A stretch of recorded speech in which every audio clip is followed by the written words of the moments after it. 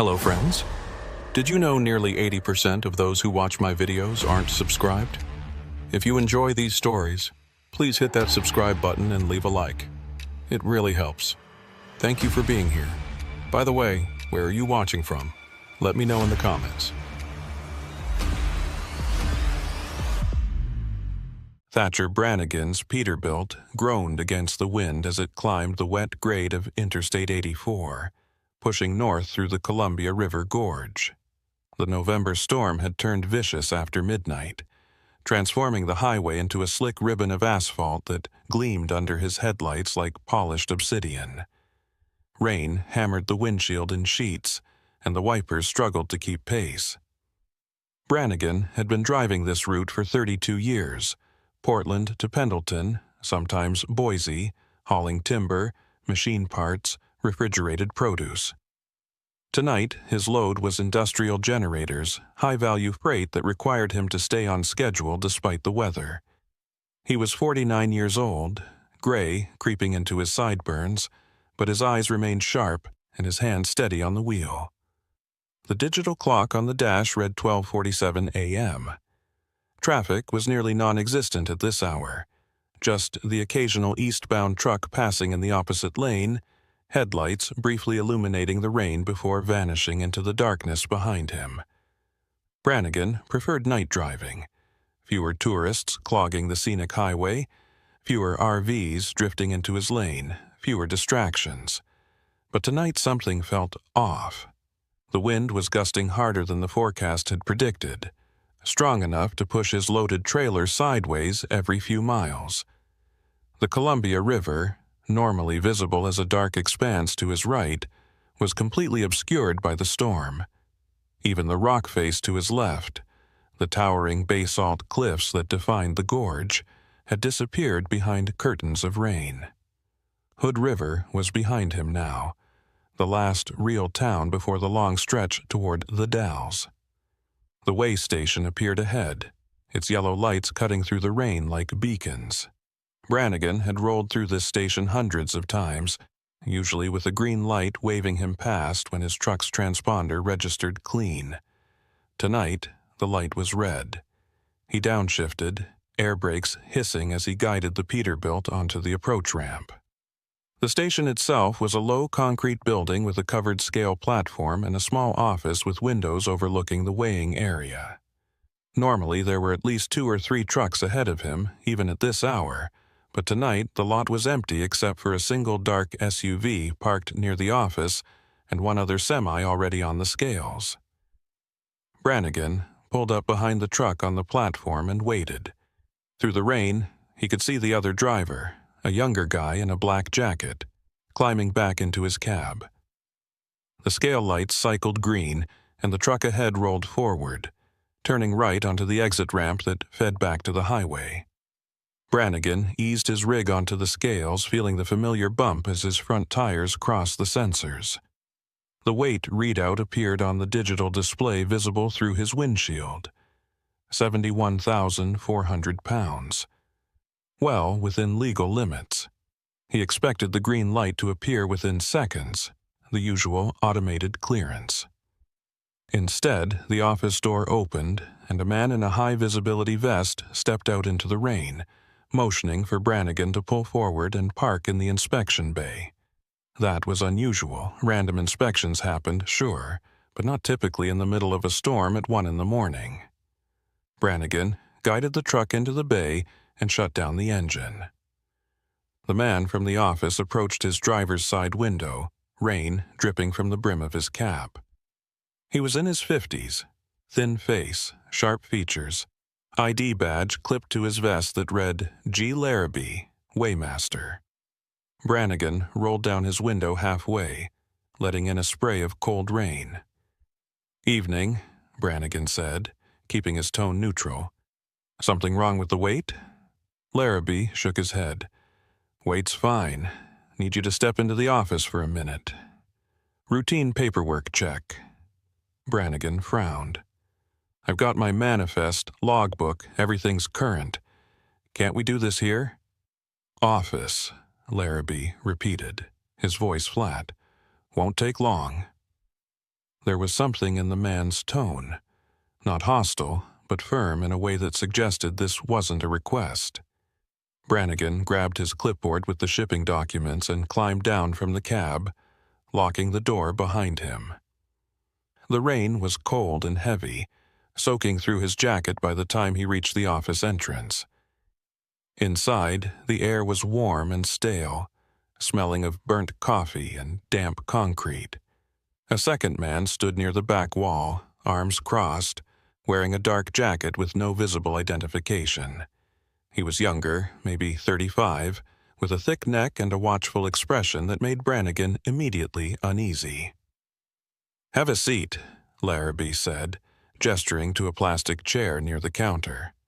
"Let me see your manifest." Brannigan handed over the clipboard and sat down. Larrabee flipped through the pages slowly. Too slowly, as if he were searching for something specific rather than conducting a routine check. The other man hadn't moved, hadn't spoken, but Brannigan could feel his eyes on him. The office was small, cluttered with file cabinets and outdated equipment. A CB radio crackled softly in the corner, voices indistinct beneath the static. On the wall, behind the counter, a camera monitor showed the exterior view of the scales and the approach ramp. Brannigan noticed 2 more trucks pulling in from the highway, their headlights cutting through the rain. "This load going to Pendleton?" Larrabee asked, not looking up from the paperwork. "That's right," Brannigan said. "Delivery at 7 a.m. Larrabee nodded slowly, then set the clipboard down on the counter. He reached for a different stack of papers, printed forms that looked official but unfamiliar. "We've got a situation tonight, DOT directive. All high-value freight northbound through the gorge needs secondary routing verification." Brannigan had been driving long enough to know when something didn't add up. "I've never heard of secondary routing verification. What directive?" "Came down this week," Larrabee said, his tone unchanged. "Cargo theft ring operating between here and the Idaho border. We're flagging high-value shipments, making sure they're coordinated with state patrol escorts for certain stretches." That sounded plausible enough, but something about the delivery made Brannigan's instincts flare. "My dispatcher didn't say anything about an escort." "That's what we're coordinating now," Larrabee said. He picked up a desk phone and dialed a number, speaking in a low voice that Brannigan couldn't quite make out over the rain hammering the roof. The second man finally moved, stepping closer to the counter. He still hadn't introduced himself, and Brannigan noticed he wasn't wearing any kind of badge or identification beyond the plain dark jacket. "You run this route regular?" the man asked. His voice was rough, the kind that came from years of smoking. 32 years, Brannigan said. "Then you know how it works. High-value freight, we keep an eye on it. Make sure it gets where it's going." Larrabee hung up the phone and turned back to Brannigan. "Here's the situation. There's a convoy forming up at the Rowena rest area, about 12 miles east. 3 trucks with similar loads, plus a patrol escort. You'll join them there, roll together to Pendleton. Safer that way." Brannigan didn't like it. The Rowena rest area was a small pullout with minimal lighting, not a place where convoys typically formed. "Why not just have the patrol meet me here?" "They're already staged at Rowena," Larrabee said. "Look, you're burning time arguing. Storm's getting worse. You want to sit here and debate procedure, or you want to get your delivery done?" Brannigan glanced at the monitor again. The 2 trucks that had pulled in behind him were now on the scales, and another set of headlights was visible on the approach ramp. The station was busier than he'd ever seen it at this hour. He looked back at Larrabee, then at the silent man in the dark jacket, and made a decision. "All right, Rowena rest area. I'll head there now." Larrabee handed him back the clipboard, along with a printed slip of paper. "Give this to the patrol officer when you arrive. He'll have the rest of the paperwork." Brannigan took the slip and glanced at it. It was a routing authorization form, official-looking, with a state seal and a handwritten note. Convoy departure 0230. Maintain communication channel 14. He folded the paper and tucked it into his jacket pocket, then stood up. "Thanks," he said, though the word felt hollow. Outside, the rain had intensified. Brannigan climbed back into his cab, water streaming from his jacket, and fired up the engine. As he pulled out of the inspection bay and onto the exit ramp, he glanced in his side mirror. Larrabee was standing in the doorway of the office, watching him go. The man in the dark jacket was on a cell phone, his back turned. Brannigan merged back onto I-84 eastbound, windshield wipers working overtime, and tried to shake the uneasy feeling crawling up his spine. 12 miles to Rowena. The highway stretched ahead into the darkness, rain hammering down, the Columbia River invisible somewhere to his right. Brannigan reached for his own cell phone, intending to call his dispatcher and verify the convoy's story, but when he unlocked the screen, he saw the signal was dead. Not unusual in the gorge. There were stretches where cell coverage dropped to nothing, especially in bad weather. He'd try again when he reached the rest area. For now, he kept both hands on the wheel and his eyes on the road, watching for the green mileage signs that would mark his approach to Rowena. The minutes crawled past. The storm showed no sign of letting up, and the wind kept pushing his trailer sideways in gusts that made him grip the wheel tighter. At one point, a pair of headlights appeared in his mirrors, closing fast, a car or small SUV moving well above the speed limit despite the conditions. It pulled alongside him, and Brannigan glanced over, expecting to see a reckless driver. Instead, the vehicle paced him for a few seconds, close enough that he could see two figures in the front seats, both wearing dark clothing. Then it accelerated and disappeared ahead into the rain. Brannigan's unease deepened. He was starting to think that stopping at the way station had been a mistake. The sign for Rowena Rest Area appeared, reflective letters glowing in his headlights. Brannigan slowed and took the exit, descending a short ramp into a graveled parking area surrounded by trees. The rest area was small, just a loop with a few parking spaces, a covered picnic area, and a restroom building. No convoy, no patrol car, no other trucks at all. Just 3 vehicles. A dark sedan parked near the restrooms, a white panel van at the far end of the loop, and the same SUV that had passed him on the highway, now idling near the entrance with its headlights off. Brannigan brought his rig to a stop in the center of the loop, engine running, and stared out at the empty lot. His gut was screaming at him now. This wasn't right. There was no convoy, no patrol escort, no legitimate reason for him to be here. He reached for his CB radio and switched to channel 14, the frequency listed on the routing slip. Static. He tried to channel 19, the main trucker channel. More static. Then he saw movement near the sedan, 2 figures stepping out into the rain, walking toward his truck with purpose. One of them was the man in the dark jacket from the way station. The other was someone new, taller, wearing a rain slicker and carrying something in his right hand that Brannigan couldn't quite make out in the darkness. He didn't wait to find out. Brannigan released the air brake, shifted into gear, and hit the accelerator. The Peterbilt lurched forward, tires spinning briefly on the wet gravel before catching traction. He swung the wheel hard, aiming for the exit ramp. Behind him, he heard shouting, then the roar of an engine as the SUV's headlights flared to life. Brannigan kept his foot down, the truck picking up speed as he climbed back onto the highway. The SUV was right behind him now, high beams flooding his mirrors. He grabbed his CB mic and tried again, switching through channels, searching for anyone who might be listening. "This is northbound I-84, mile marker 107. I need assistance. Possible hijacking attempt at Rowena Rest Area. Repeat, I need State Patrol. Anyone listening?" The CB crackled, but no response came. Brannigan's heart was hammering now, adrenaline sharpening his focus. The SUV was still on his tail, matching his speed, occasionally pulling alongside as if trying to force him off the road. He couldn't outrun them, not in a loaded semi, not on a wet highway in the middle of a storm, but he could outlast them. Fuel, weight, momentum. Those were his advantages.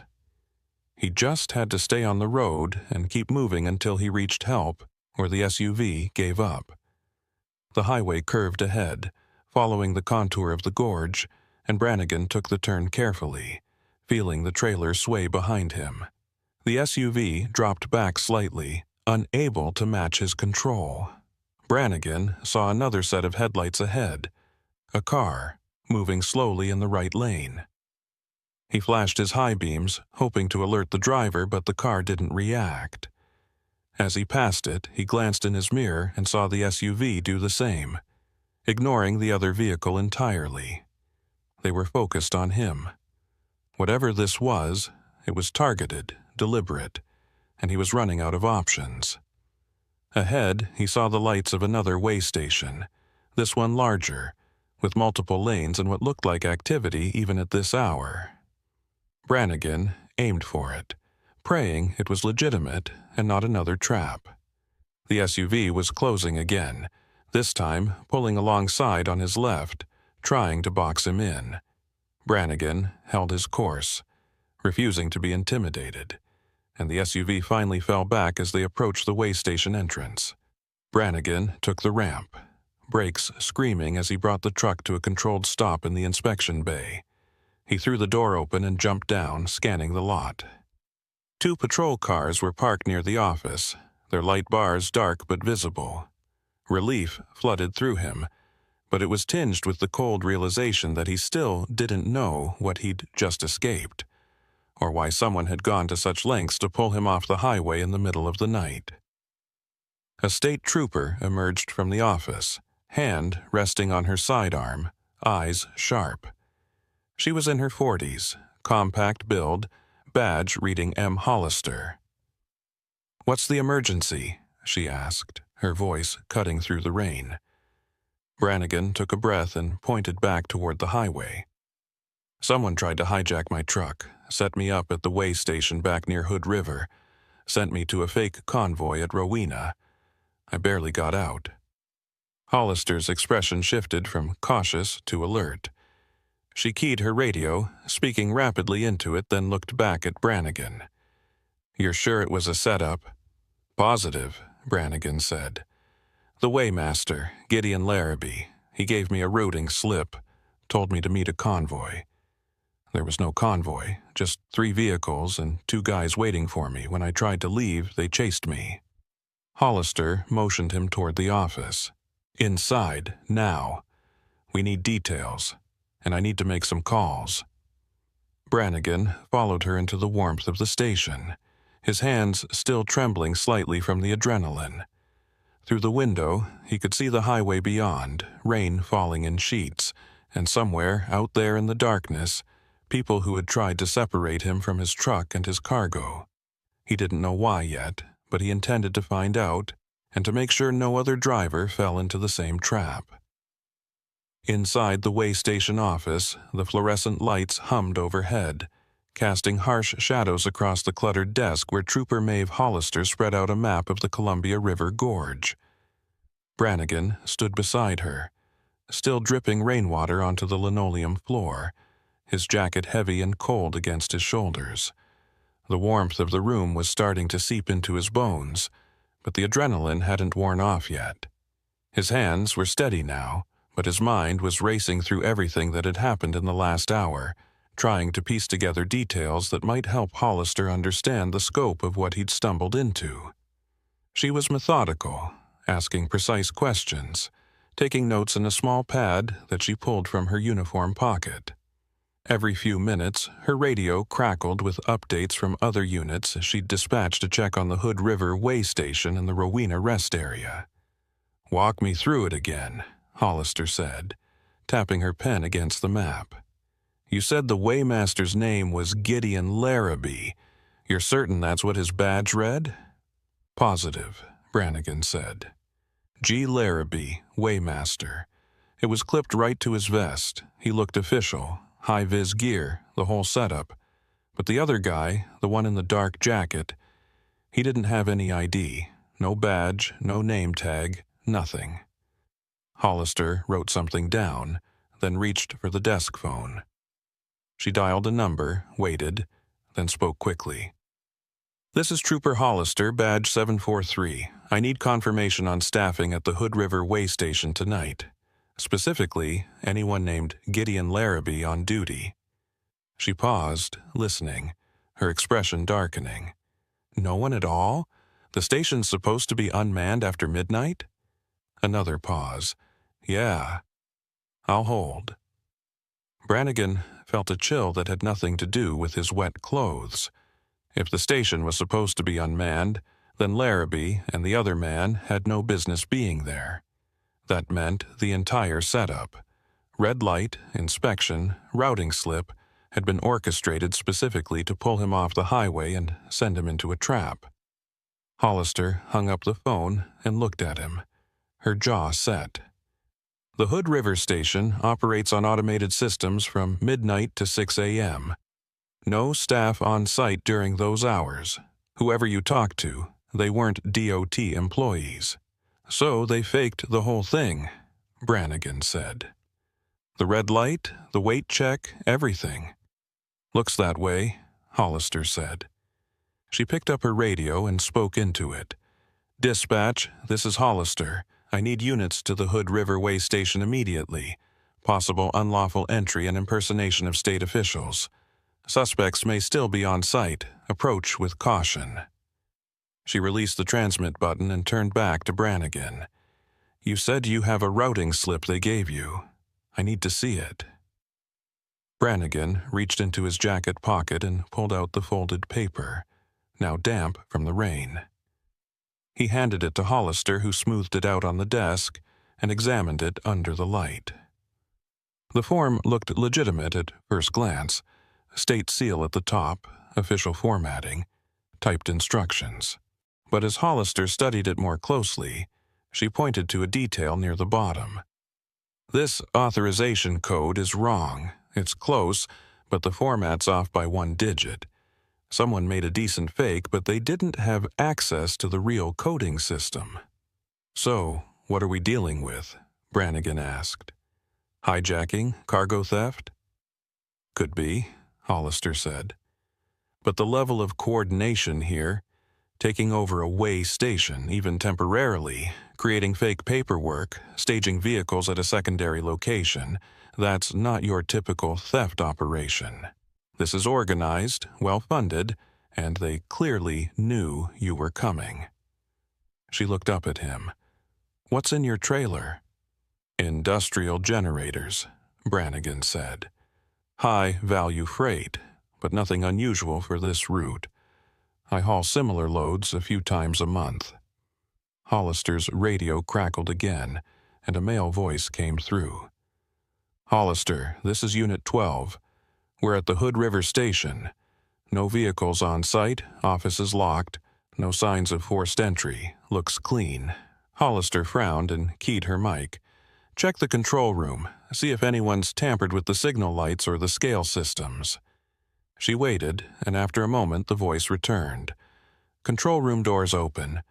Looks like someone bypassed the automated system. We've got a manual override switch flipped. That's how they triggered the red light. Secure the scene, Hollister said. I'm sending forensics out there first thing in the morning. In the meantime, pull any surveillance footage from the cameras. She released the button and exhaled slowly, her frustration evident. Brannigan could tell she was dealing with something more complex than a simple truck hijacking. This was deliberate, calculated, and it suggested someone with inside knowledge of how way stations operated and when they were vulnerable. What about Rowena? Brannigan asked. Did your units check the rest area? They're en route now, Hollister said, but I'm guessing whoever was there cleared out the second you left. They're not going to stick around if they know you made it to safety. She folded the fake routing slip and placed it in a clear evidence bag, sealing it with a strip of tape. You're lucky you trusted your instincts. Most drivers would have followed those instructions without question, especially if they thought it was an official directive. Brannigan nodded, but he didn't feel lucky. He felt rattled, and more than that, he felt targeted. Someone had gone to significant effort to intercept his truck specifically, and he couldn't shake the feeling that this was about more than just the generators in his trailer. Hollister seemed to sense his unease. She leaned against the desk and crossed her arms, studying him for a moment before speaking. "How long have you been running this route?" 32 years, Brannigan said. "Same company, same corridors. Portland to Pendleton, sometimes farther east into Idaho." "So you're predictable," Hollister said. It wasn't a question. "Same schedule, same stops, same roads. If someone wanted to track your movements, they'd have plenty of opportunities to learn your patterns." Brannigan hadn't considered that, but it made sense. He was a creature of habit, always had been. Same fuel stops, same rest areas, same timing on his runs. It was how he stayed efficient, how he made his deadlines, but it also made him vulnerable. "You think someone's been watching me?" "I think someone knew exactly when you'd be passing through Hood River tonight," Hollister said. "And they knew what you were hauling. That level of intel doesn't come from random observation. Either they've been tracking you for a while, or someone with access to your shipping manifests is feeding them information." The implications of that made Brannigan's stomach turn. If Hollister was right, then the threat wasn't just external, it was internal too. Someone in his own company, or someone with access to their systems, might be involved. He thought about his dispatcher, the warehouse staff, the dock workers who'd loaded his trailer that afternoon. Any of them could have passed along his schedule and cargo details. Or it could be something more sophisticated: hacked shipping records, intercepted communications.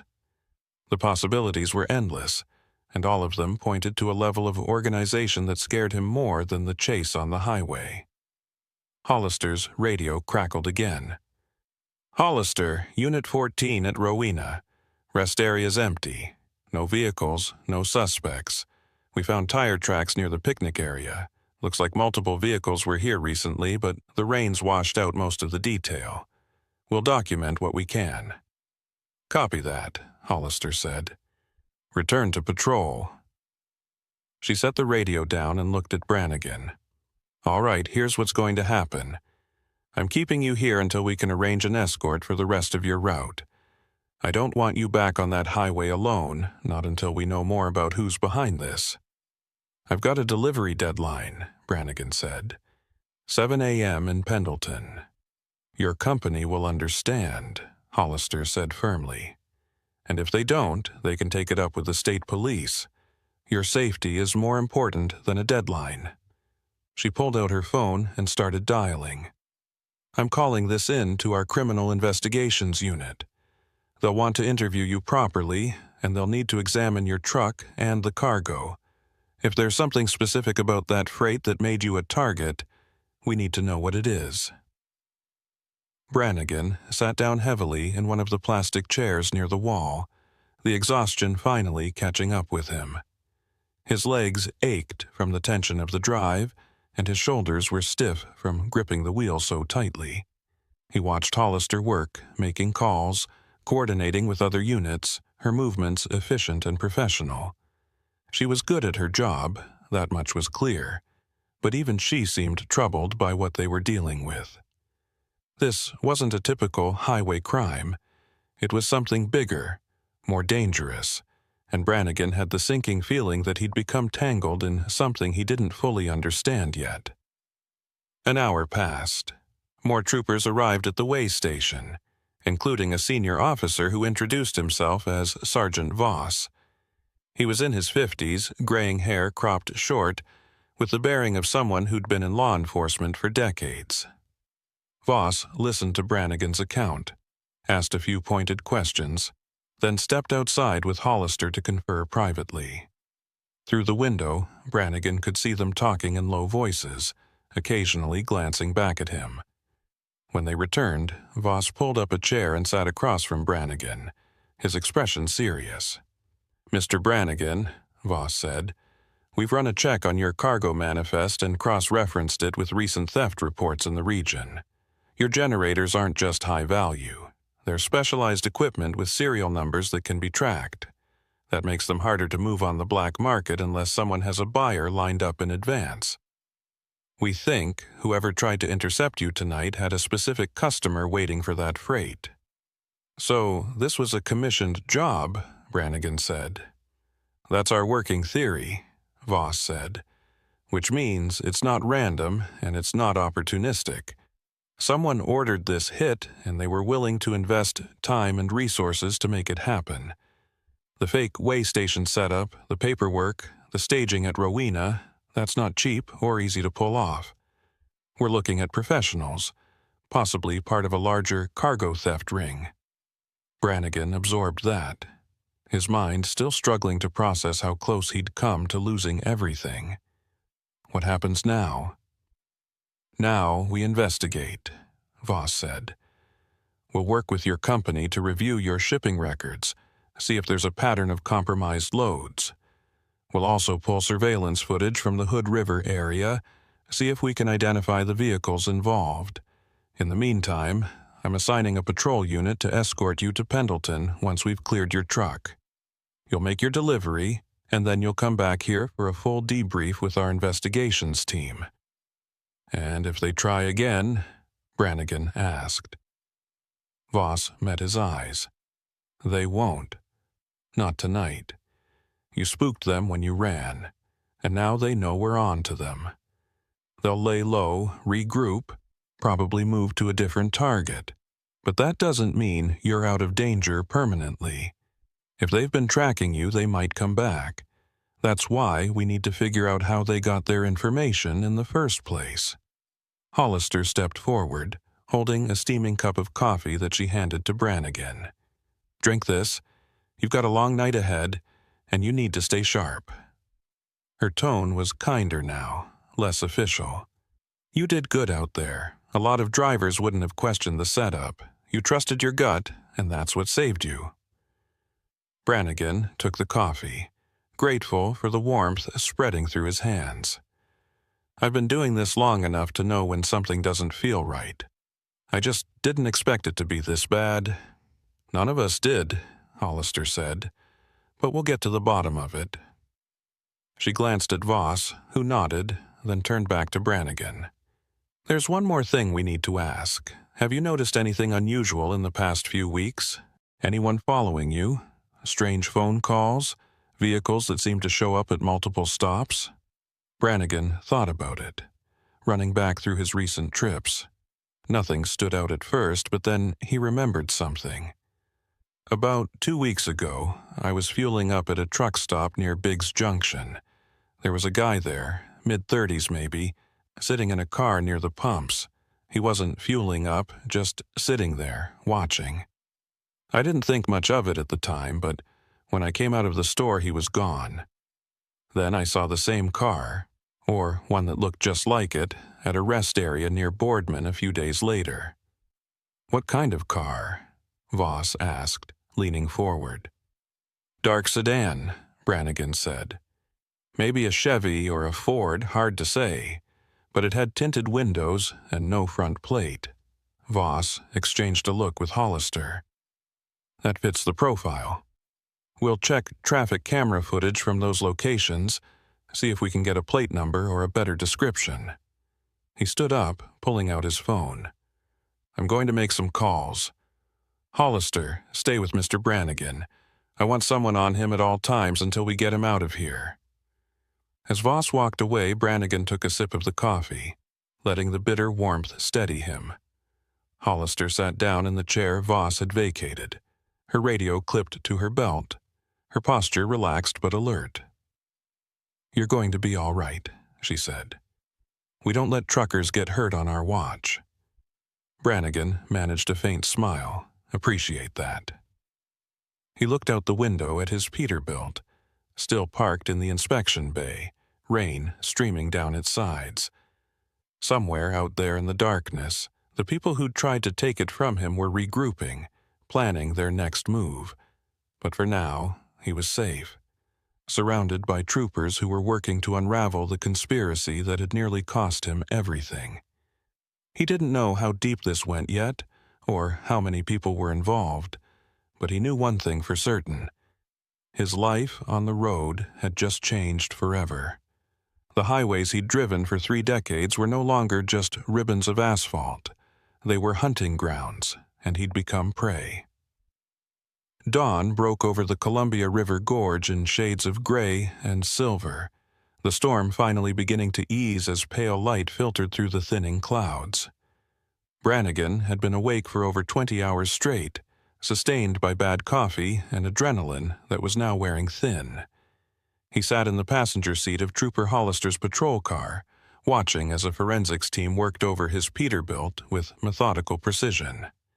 They'd been at it for 2 hours, photographing every surface, dusting for prints, examining the trailer's lock mechanisms and the cargo inside. Hollister stood nearby, talking into her radio, coordinating with units that were still combing through the Hood River way station for evidence. The morning shift change had brought fresh officers to the scene, but Hollister had stayed on, refusing to hand off the case until she had answers. Brannigan respected that kind of dedication, even as exhaustion pressed down on him like a physical weight. The lead forensics technician, a woman in her 40s with graying hair pulled back in a tight bun, approached Hollister and handed her a clear evidence bag.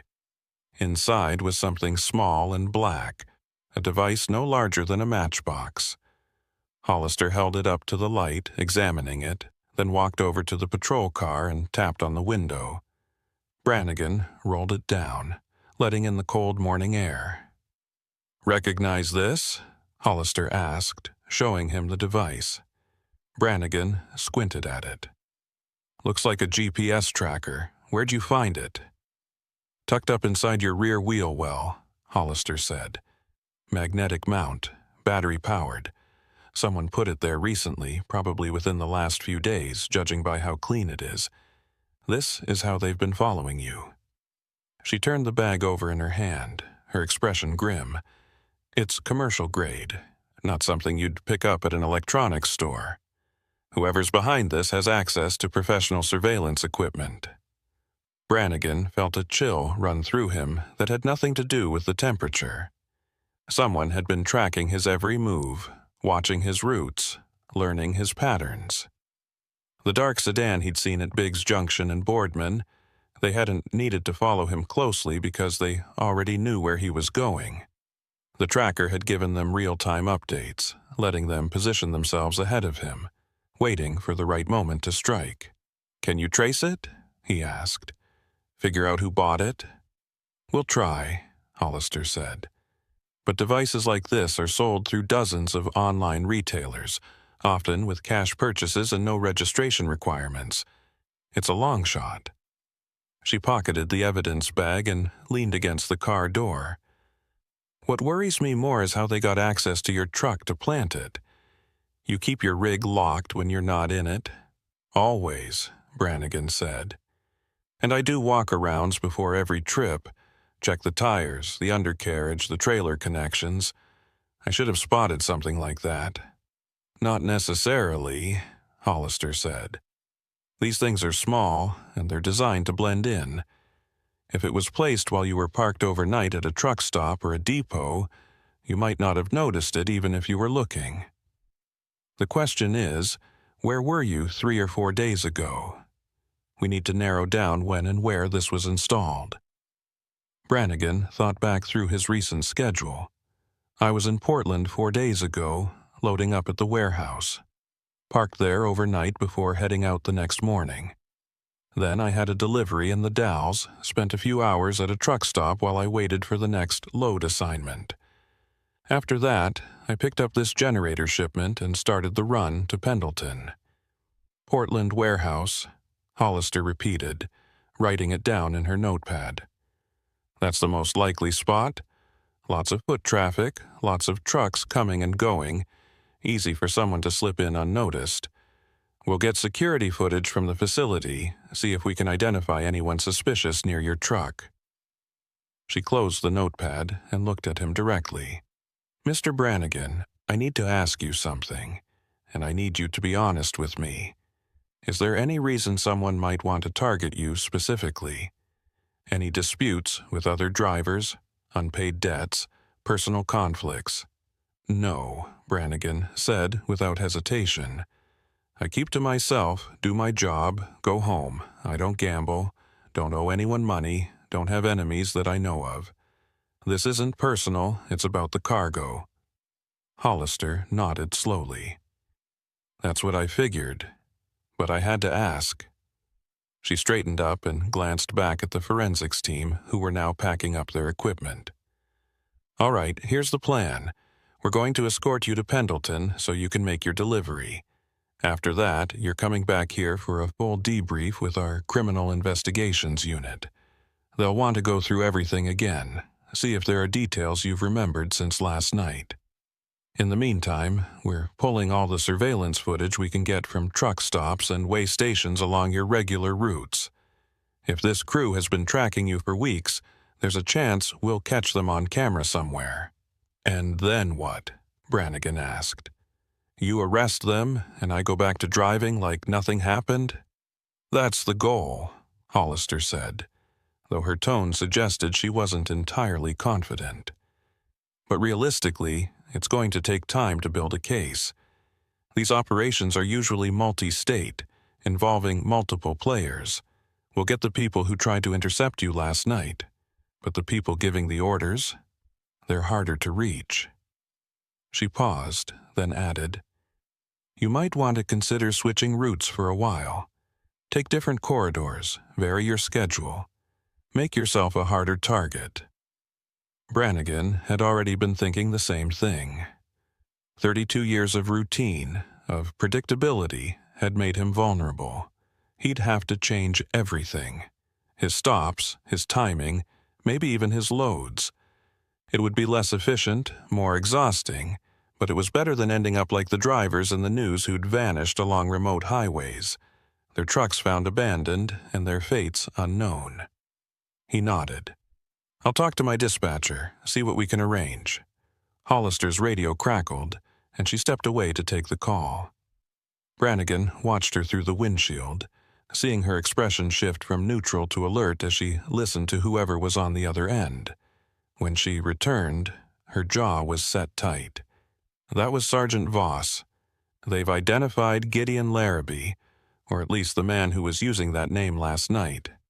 Real name is Elliot Drain, 46 years old, with a history of cargo theft and fraud convictions in California and Nevada. He's been off the grid for the past 2 years. No known address, no employment records. But he's got a pattern of posing as authority figures, security guards, inspectors, even law enforcement. He's good at it, apparently, good enough that most people don't question him. And the other guy? Brannigan asked. The one in the dark jacket? No ID on him yet, Hollister said. But we're working on it. We pulled partial prints from the control room at the Hood River station and we're running them through the database now. If he's got a record, we'll find him. She opened the patrol car door and slid into the driver's seat. Come on. Let's get you to Pendleton. The sooner you're done with this delivery, the sooner we can focus on finding these guys. The drive to Pendleton took just over 2 hours, with Brannigan at the wheel of his Peterbilt and Hollister's patrol car trailing close behind. Another state police unit had joined them halfway through, creating a small convoy that drew curious looks from other drivers on the highway. Brannigan kept his speed steady, his eyes scanning the road ahead and his mirrors, watching for any sign of the dark SUV or sedan from the night before. But the highway was calm. The storm had fully cleared, and by the time they reached the industrial park on the outskirts of Pendleton, the sun was breaking through the clouds in sharp, clean rays. He backed his trailer up to the loading dock, presented his paperwork to the receiving clerk, and watched as a forklift crew began unloading the generators. The whole process took less than 30 minutes, efficient and uneventful, a stark contrast to the chaos of the previous night. When the trailer was empty and the paperwork signed, Brannigan climbed back into his cab and pulled out of the lot. Hollister was waiting for him at the exit, her patrol car idling with the window down. "All set?" she asked. "All set," Brannigan confirmed. "Good. Follow me back to the way station. Investigations wants to talk to you before you head home." She pulled ahead, and Brannigan fell in behind her, retracing the route westward along I-84. The return trip felt longer, maybe because he was running on fumes now, his body aching for sleep and his mind replaying the events of the night over and over. By the time they reached the way station where he'd first found safety, it was nearly noon. The lot was busier now, with several trucks going through the scales and a cluster of official vehicles parked near the main office. Hollister led him inside, where a conference room had been set up with a table, chairs, and a recording device. 2 plainclothes investigators were waiting, a man and a woman, both in their 40s with badges clipped to their belts. They introduced themselves as Detectives Ruiz and Kwan, part of the Oregon State Police Criminal Investigations Division. For the next 2 hours, Brannigan went through his story again, this time in exhaustive detail. The investigators asked about everything: his cargo, his schedule, his interactions with Larrabee and the man in the dark jacket, his observations at Rowena, the chase on the highway. They showed him photographs of known cargo theft suspects, asking if he recognized any of them. He didn't. They asked about his employer, his coworkers, anyone who might have had access to his shipping manifests. Brannigan gave them names, contact information, but he couldn't shake the feeling that the leak might be coming from somewhere deeper in the supply chain. A dispatcher, a warehouse manager, someone with access to multiple drivers' schedules and loads. The investigators didn't dismiss the possibility. They took notes, promised to follow up, and assured him that they were treating this as a high-priority case. When the interview finally ended, Brannigan stepped outside into the afternoon sun, blinking against the brightness. Hollister was leaning against her patrol car, sipping from a travel mug, her uniform jacket unbuttoned now that the day had warmed up. She looked tired, but there was a faint smile on her face when she saw him. "How did it go?" "Long," Brannigan said, "but thorough. They're good at their jobs." "They are," Hollister agreed. "And they'll find the people behind this. It might take time, but they'll find them." She pushed off from the car and extended her hand. "You did the right thing, Mr. Brannigan. A lot of drivers would have kept quiet, worried about losing their jobs or being seen as troublemakers. But by speaking up, you've probably saved other drivers from falling into the same trap." Brannigan shook her hand, appreciating the sentiment even if he didn't feel particularly heroic. He felt lucky, mostly, and exhausted. "Thank you for everything, Trooper. I mean that." "Just doing my job," Hollister said, though her grip was firm and her eyes sincere. "Drive safe out there. And remember what I said. Vary your routes, change your patterns. Don't make it easy for them." Brannigan nodded and climbed back into his Peterbilt. As he fired up the engine and rolled out of the way station heading west toward Portland and home, he allowed himself a moment of relief.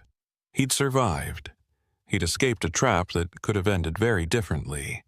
But as the miles passed and the gorge unfolded around him once more, those towering cliffs, that dark river, those endless curves, he couldn't shake the feeling that this wasn't over.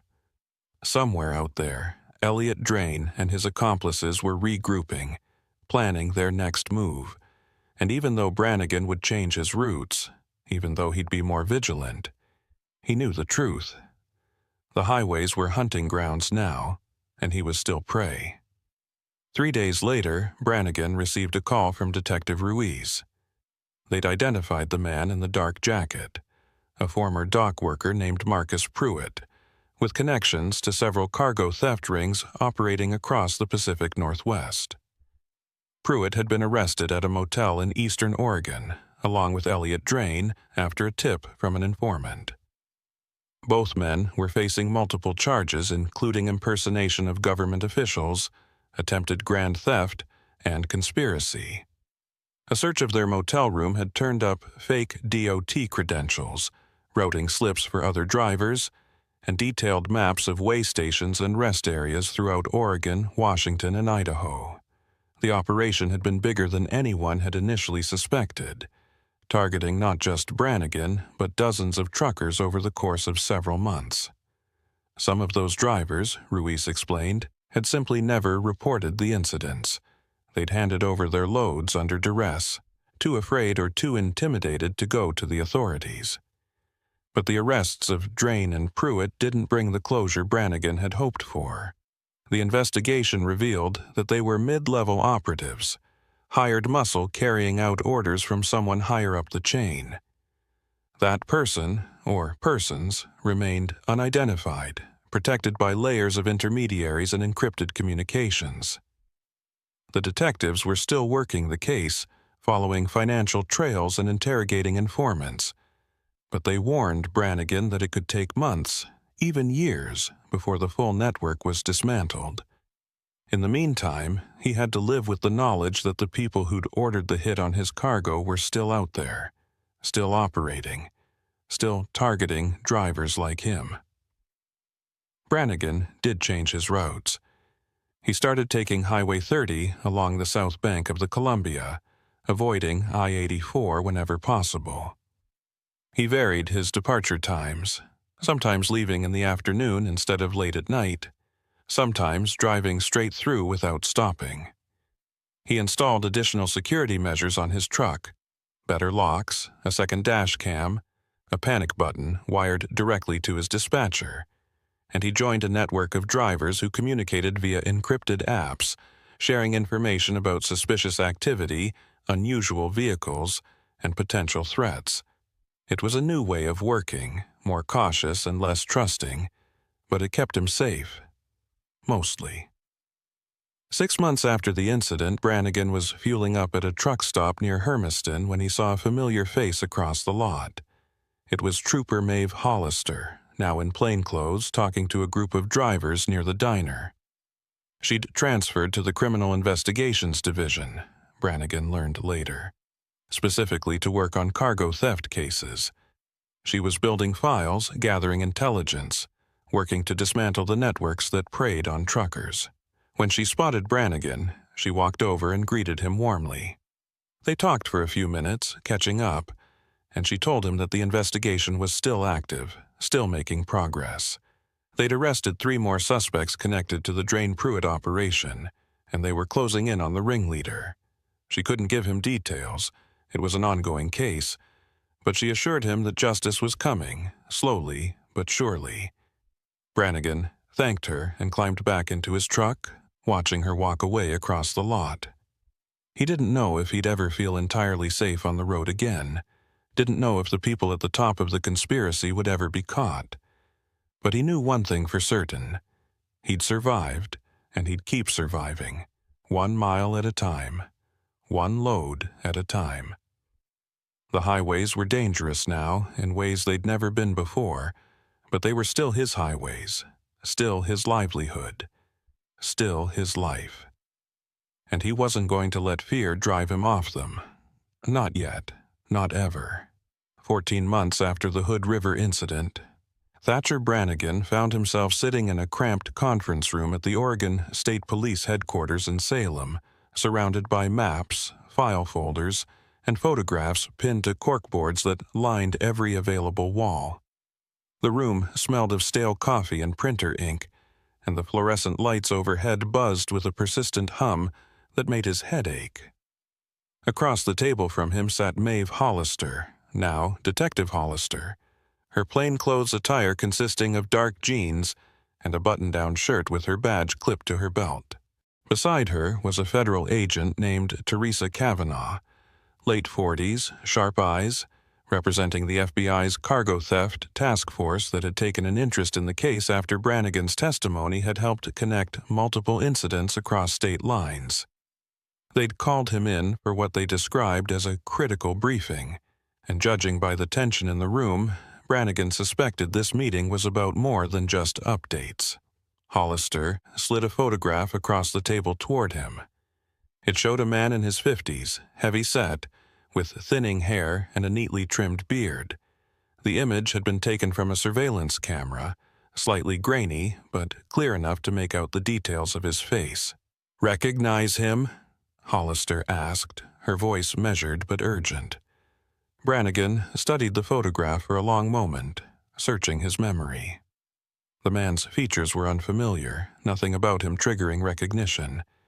He shook his head. "Never seen him before. Who is he?" "His name is Vincent Culp," Agent Kavanaugh said, leaning forward with her elbows on the table. "He's a logistics coordinator for a shipping company based in Seattle, but our investigation suggests he's been running a side operation for the past 5 years. He brokers stolen cargo, acts as a middleman between theft crews like the one that targeted you and international buyers who don't ask questions about where the freight came from. We've been building a case against him for 18 months, and your incident was one of the key pieces that helped us identify him." Brannigan felt a cold weight settle in his chest. "So he's the one who ordered the hit on my truck." "Not directly," Hollister said. "Culp doesn't get his hands dirty. He contracts out to crews like Drain and Pruitt, provides them with intel about high-value shipments, pays them a percentage of the resale value. He's careful, uses encrypted communications, moves money through shell companies, never meets his operatives face-to-face. But we've traced financial transfers, intercepted messages, and connected him to at least 23 cargo thefts across Oregon, Washington, Idaho, and Montana over the past 3 years. 23, Brannigan repeated, the number staggering. "How many drivers?" 31, Kavanaugh said quietly. "Some loads involved multiple drivers in convoy situations. Most of them handed over their cargo under duress and never reported it. A few tried to run, like you did. 2 of them didn't make it." She paused, letting the weight of that statement settle. "One was found dead in his truck near Coeur d'Alene, Idaho. Ruled a heart attack at the time. The other disappeared completely. His rig was found abandoned on a Forest Service road in Montana. We believe both were killed when they resisted or tried to escape." Brannigan's hands tightened into fists on the table. He'd known the stakes were high, but hearing the body count made it real in a way that statistics and case files couldn't. "Why are you telling me this now?" "Because we're moving on Culp," Hollister said. "Tomorrow morning, federal and state agents are executing search warrants on his home, his office, and 3 properties we believe he uses as storage for stolen goods. We're also arresting 12 individuals connected to his network, including 2 dispatchers who've been feeding him shipping information from inside trucking companies. This is a coordinated takedown, and if it goes right, we'll dismantle the entire operation." "And if it doesn't go right?" Brannigan asked. Kavanaugh met his eyes. "Then Culp will know we're on to him, and he'll disappear. Men like him have exit strategies, fake identities, offshore accounts, safe houses in countries without extradition treaties. We'll lose him, and the network will rebuild under someone else. That's why this has to be clean and decisive." "What do you need from me?" Brannigan asked. "Testimony," Hollister said. "When this goes to trial, and it will go to trial, we'll need you to testify about what happened that night. The fake way station, the routing slip, the chase. Your account is one of the few where we have hard evidence tying Drain and Pruitt directly to a theft attempt. and through them to Culp. Without your testimony, the case is weaker. Brannigan had known this request was coming eventually, but hearing it out loud still made his stomach tighten. Testifying meant putting himself back in the spotlight, reliving the night he'd nearly lost everything, and potentially making himself a target again if Culp's network had people still on the outside. But he also knew he didn't have a choice. Not really. If he stayed silent, the people responsible would walk free, and more drivers would end up like the ones in Idaho and Montana. "I'll testify," he said. "Whatever you need." Hollister's expression softened slightly, relief visible in her eyes. "Thank you. I know this isn't easy, but it's the right thing." "There's one more thing," Kavanaugh added. "We believe Culp has been monitoring certain drivers even after failed theft attempts, keeping tabs on them in case they become useful again, or in case they pose a threat to his operation. The GPS tracker we found on your truck? It wasn't a one-time thing. We found similar devices on 5 other trucks belonging to drivers who escaped or resisted. Culp's paranoid, and he likes to know where potential witnesses are at all times."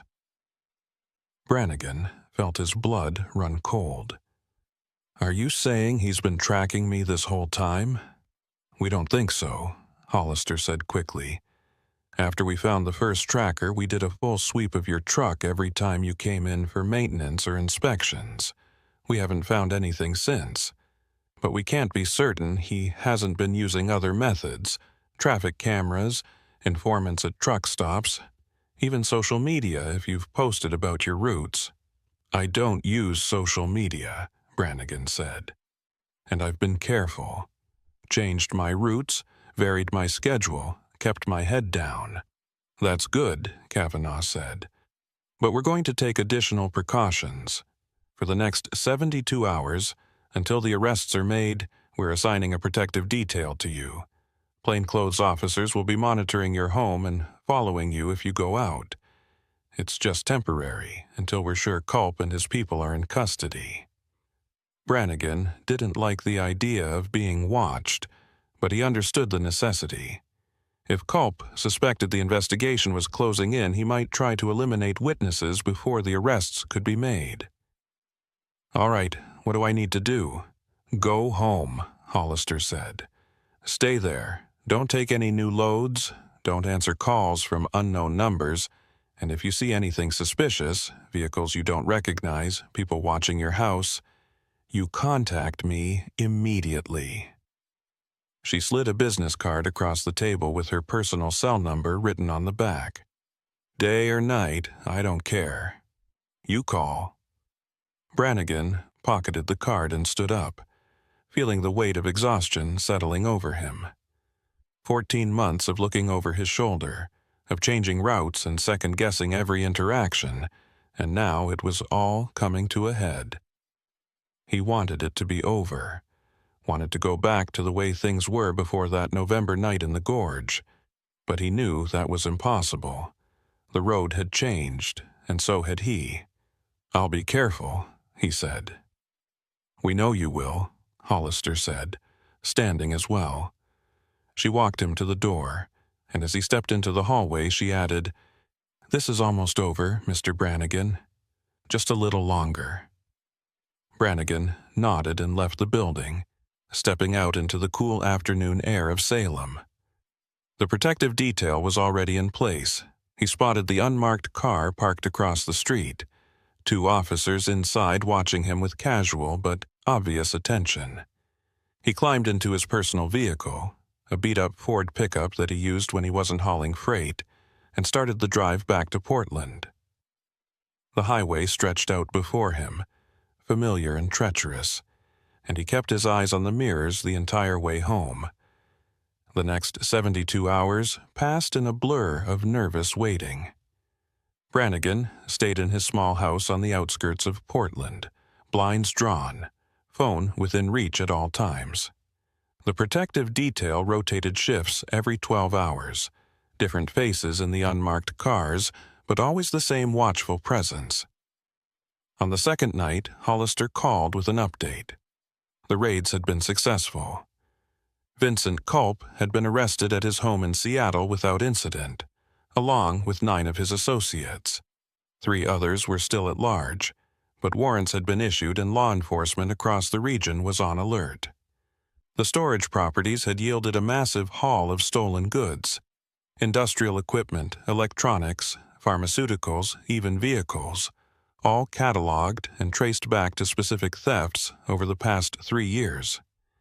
It was, Hollister said, one of the largest cargo theft busts in Pacific Northwest history. Brannigan allowed himself a moment of relief, but it was tempered by the knowledge that 3 members of Culp's network were still out there. Hollister assured him that they were low-level operatives, likely to flee rather than retaliate. But the uncertainty gnawed at him. He'd spent over a year living in a state of heightened vigilance, and he wasn't ready to let his guard down just yet. The protective detail was pulled after the 3rd day, with Hollister promising that patrols would increase in his neighborhood for the next few weeks as a precaution. Brannigan thanked her and tried to settle back into some semblance of normalcy, though he found it difficult to relax even in the safety of his own home. 2 weeks later, he received a call from his dispatcher. The company wanted him back on the road. There was a high-priority load heading to Boise, and they specifically requested him for the job. Brannigan hesitated, the memory of that night in the gorge still fresh despite the passage of time. But he also knew that he couldn't hide forever, couldn't let fear dictate his life. He'd been a trucker for over 3 decades, and the road was who he was. If he gave that up, then Culp and his network had won, even from behind bars. So he said yes, agreed to take the load, and spent the next day preparing his Peterbilt for the trip. He did a thorough inspection, checking every inch of the undercarriage for tracking devices, examining the locks and seals, verifying the cargo manifest against the actual freight. Everything checked out. Everything was clean. The drive to Boise was uneventful, almost anticlimactic. Brannigan took Highway 84 through the gorge, the same route he'd been avoiding for months, and nothing happened. The wait stations were staffed with legitimate personnel who waved him through without incident. The rest areas were quiet, populated only by other truckers taking their mandatory breaks. The weather was clear, the traffic light, and he made excellent time. When he delivered the load in Boise and started the return trip to Portland, he felt something he hadn't felt in a long time, a sense of peace. The road was still dangerous. It always had been, always would be. But it was no longer hunting him. The predators who'd turned the highways into their personal territory were locked up, their network dismantled, their operation exposed. Months passed. Vincent Culp's trial began in federal court, a sprawling case involving dozens of witnesses and hundreds of pieces of evidence. Brannigan testified on the 4th day, spending 6 hours on the stand recounting the events of that November night. He described the fake way station, the man calling himself Gideon Larrabee, the trap at Rowena, the chase through the storm.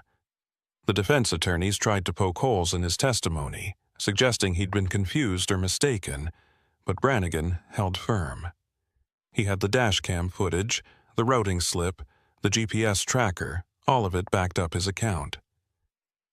When he finally stepped down from the stand, Hollister was waiting in the hallway outside the courtroom.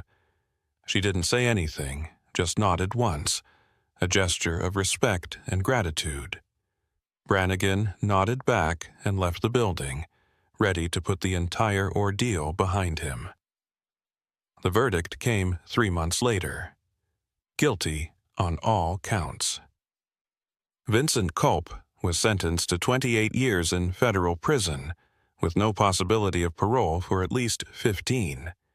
Elliot Drain and Marcus Pruitt, who'd already been convicted in state court, received additional federal sentences that would keep them locked up for the rest of their lives. The 2 dispatchers who'd fed Culp information were sentenced to 10 years each. The remaining operatives were still being tracked down, but the core of the network had been destroyed. For the trucking community, the case became a cautionary tale and a rallying cry. Industry groups pushed for better security measures, stronger vetting of logistics personnel, and more robust reporting systems for suspicious activity.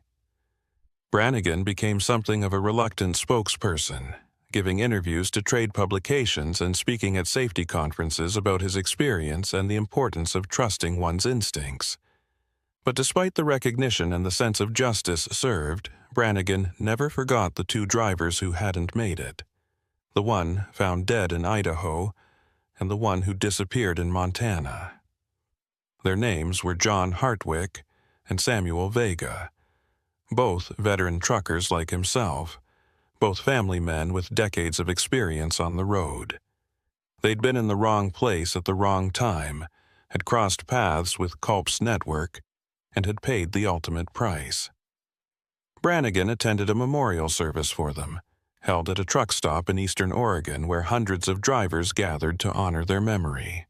He stood among them, listening to the eulogies, watching as a convoy of trucks rolled past in tribute, horns blaring in a mournful symphony. And he made a silent promise to himself that he would never forget, never let his guard down completely, never assume the road was entirely safe. Years later, when Brannigan finally retired from trucking at the age of 63, he looked back on that November night in the gorge as the moment everything changed. It had cost him his sense of security, his peace of mind, and countless hours of sleep. But it had also taught him something valuable. That survival wasn't just about skill or luck, but about awareness, about trusting your instincts when something felt wrong, about refusing to become a victim even when the odds were stacked against you. He'd escaped the trap that night, had outrun the predators, and had lived to tell the story. Not every driver could say the same, and that, more than anything else, was what kept him vigilant until the very end. Maeve Hollister, now a senior investigator with the Oregon State Police, continued to work cargo theft cases for another decade, building on the foundation laid by the Culp investigation. She became one of the foremost experts in the field, consulted by agencies across the country, and credited with dismantling 3 more major theft networks during her career. She and Brannigan stayed in touch over the years, occasional emails and phone calls, checking in on each other, sharing updates about cases and life. When Brannigan retired, Hollister sent him a handwritten note that he kept pinned to the wall of his garage, where his old Peterbilt sat in storage. "You did good out there. The road is safer because of you." Brannigan read that note often, especially on nights when the memories crept back in, the sound of rain hammering the windshield, the glare of headlights in his mirrors, the cold realization that he was being hunted. But he also remembered the feeling of freedom when he'd escaped, the relief of reaching safety, the satisfaction of seeing justice served. The highways had been hunting grounds once, filled with predators who saw truckers as easy prey. But they'd underestimated the resilience of men like Brannigan, the ones who refused to be victims, who fought back and survived. And in the end, that made all the difference. The Columbia River Gorge still stretches across Oregon, a place of stunning beauty and hidden danger, where the wind howls through the cliffs and the rain falls in relentless sheets. Truckers still drive through it every day, hauling freight across the state, keeping the supply chains moving. Some of them know the story of Thatcher Brannigan and the night he outran a cargo theft ring. Others don't. But all of them share the same quiet understanding that the road demands respect, vigilance, and a willingness to trust your gut when something doesn't feel right. Because sometimes, the difference between making it home and becoming another statistic is nothing more than a single moment of clarity in the darkness. A refusal to follow orders that don't make sense, a decision to run when every instinct screams danger, a belief that survival is worth fighting for, no matter the cost. Lyle Covington had been driving through Oregon winters for 26 years, and he'd learned to read the sky the way sailors read the sea. On this particular February afternoon, as his freightliner climbed the western approach to Santiam Pass, the clouds hanging over the Cascade Mountains looked wrong. Too low, too dense, with that peculiar yellowish tint that promised heavy snow before nightfall. He was hauling restaurant equipment from Eugene to Bend, a routine run he'd made at least 100 times, but something about the conditions today made the hair on the back of his neck stand up. The weather forecast that morning had called for light snow, maybe 2 or 3 inches, nothing a seasoned driver couldn't handle. But the forecast had been wrong before, and Covington had been caught in enough mountain storms to know when the mountains were preparing to close their grip. He was 51 years old, lean and weathered, with close-cropped gray hair and hands that bore the calluses of decades gripping a steering wheel. His company, Cascade Freight Solutions, specialized in cross-mountain hauls, and Covington was one of their most reliable drivers, always on time, always professional, never filing complaints about difficult conditions. That reputation had earned him seniority and the better routes, but it had also made him complacent in ways he was only now beginning to recognize. Today's load was worth nearly $40,000 in stainless steel kitchen equipment, and his delivery window in Bend was narrow. The restaurant chain that had ordered the freight was opening a new location in 3 days, and delays would cost them money. Covington had promised his dispatcher he'd make it through, snow or no snow, and he intended to keep that promise. The highway narrowed as it climbed, twisting through old-growth forests that pressed close on both sides. Douglas fir and hemlock towered overhead, their branches heavy with snow from the previous week's storm. Covington kept his speed steady at 40 miles per hour, well below the posted limit but appropriate for the conditions. The road was still mostly clear, though patches of black ice gleamed in the shadows where the afternoon sun couldn't reach. He passed a green mileage sign indicating that the summit was 8 miles ahead, and he felt a flicker of relief. Once he crested the pass and started the descent toward Sisters and Bend, the worst would be behind him. The eastern side of the Cascades was usually drier, less prone to the heavy accumulation that plagued the western slopes. But the snow started falling 20 minutes earlier than he'd expected, transitioning from a few lazy flakes to a dense curtain of white in the span of 5 minutes. Visibility dropped rapidly, shrinking from a quarter mile to barely 100 feet.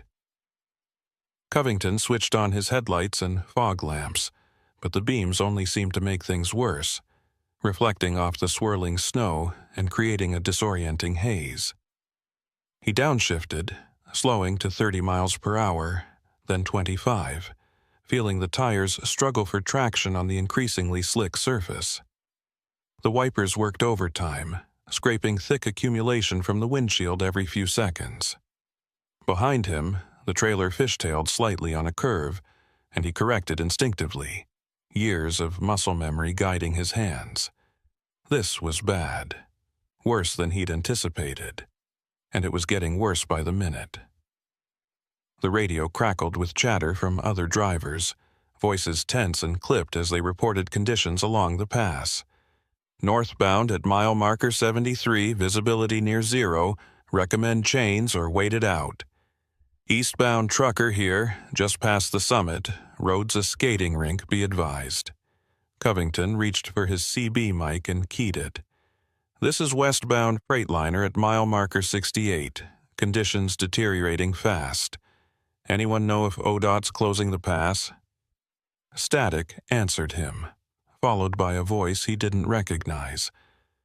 They're talking about it, but nothing official yet. If you're already up there, keep moving or find a pullout.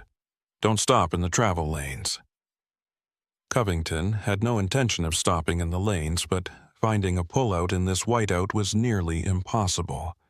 The shoulder had vanished beneath the snow, and the edge of the road was marked only by reflective posts that appeared and disappeared in the swirling white like ghosts. He kept his eyes locked on the yellow center line, using it as his only reliable guide, and tried to ignore the growing knot of anxiety in his gut. He'd driven through worse than this, or at least he thought he had. The problem was that every storm felt different. Every stretch of mountain road had its own personality, and Santiam Pass in a February blizzard was notoriously unpredictable. Then, without warning, the Freightliner's rear wheels broke traction. Covington felt the trailer begin to swing out to the left, the weight of the cargo pulling it into a skid. He turned the wheel into the slide, easing off the accelerator, fighting to regain control. For a few terrifying seconds, the entire rig slid sideways across both lanes, the trailer threatening to jackknife. Covington's hands moved with practiced precision, feathering the brakes, adjusting the steering, doing everything his decades of experience had taught him. The truck straightened out, momentum bleeding away, and he brought it to a controlled stop on what he hoped was the shoulder. His heart hammered in his chest, adrenaline flooding his system. He'd avoided disaster by inches, maybe less. He sat there for a moment, hands still gripping the wheel, breathing hard. The snow continued to fall in thick, relentless sheets, piling up on the windshield faster than the wipers could clear it. He checked his mirrors, but visibility was so poor he couldn't see more than a few feet behind him. The road was empty. No headlights, no other vehicles. He was alone up here, stranded on the side of a mountain in a blizzard that showed no signs of easing. Covington reached for his phone to call his dispatcher, but when he unlocked the screen he saw the dreaded words, "No service." He tried the CB radio again, cycling through channels, but all he got was static. The storm was blocking everything. That left him with two options: sit here and wait for the storm to pass, which could take hours or even overnight, or attempt to continue forward and hope he could make it to the summit and down the other side before conditions became completely impassable. Neither option was appealing. If he stayed put, he risked getting buried under snow or being hit by another vehicle that couldn't see him in time. If he kept moving, he risked another skid, or worse, a rollover, a collision, or sliding off the road entirely into the trees or a ravine. Covington had never been good at sitting still, had never been the type to wait for rescue when he could solve his own problems. So he made the decision to keep going, to push through to the summit and down the eastern slope where the snow would be lighter and the road safer. He eased the Freightliner back into gear and crept forward, tires crunching through the fresh accumulation. The road climbed steadily, each curve requiring total concentration, each straightaway a test of nerve. The snow was coming down so hard now that the headlights were almost useless, illuminating nothing but a wall of white. Covington navigated by instinct and memory, recalling the shape of the road from countless previous trips, trusting that the pavement beneath the snow was where he thought it was. He passed a yellow sign warning of a sharp curve ahead, and he slowed even further, taking the turn at barely 15 miles per hour. The trailer swung wide but held, and he exhaled in relief. Then the Freightliner shuddered. A deep, mechanical grinding sound came from somewhere beneath the cab, followed by a loss of power. The engine didn't die, but it sputtered, coughing like a sick animal. Covington's eyes shot to the instrument panel, scanning for warning lights. The check engine light flared to life, along with the oil pressure warning. His stomach dropped. This wasn't just bad luck. This was a mechanical failure, happening at the worst possible moment in the worst possible place. He coaxed the truck forward another 100 yards, searching desperately for a safe place to stop, and spotted a wide pullout ahead on the right side of the road. It looked like a maintenance area, maybe a spot where snowplows turned around. He aimed for it, the engine still coughing and sputtering, and brought the rig to a shuddering halt. Silence. The engine died completely, and the only sound was the wind howling outside and the rhythmic thump of snow hitting the windshield. Covington sat in the sudden quiet, staring at the dashboard, trying to process what had just happened. He turned the key, attempting to restart the engine. It cranked weakly but didn't catch. He tried again. Same result. On the third attempt there was nothing, no cranking, no sound at all. The battery was dead, or something worse. He was stranded on Santiam Pass in a blizzard with no engine, no heat, and no way to call for help. Covington zipped up his jacket and pulled on his heavy gloves, preparing to step outside and assess the damage.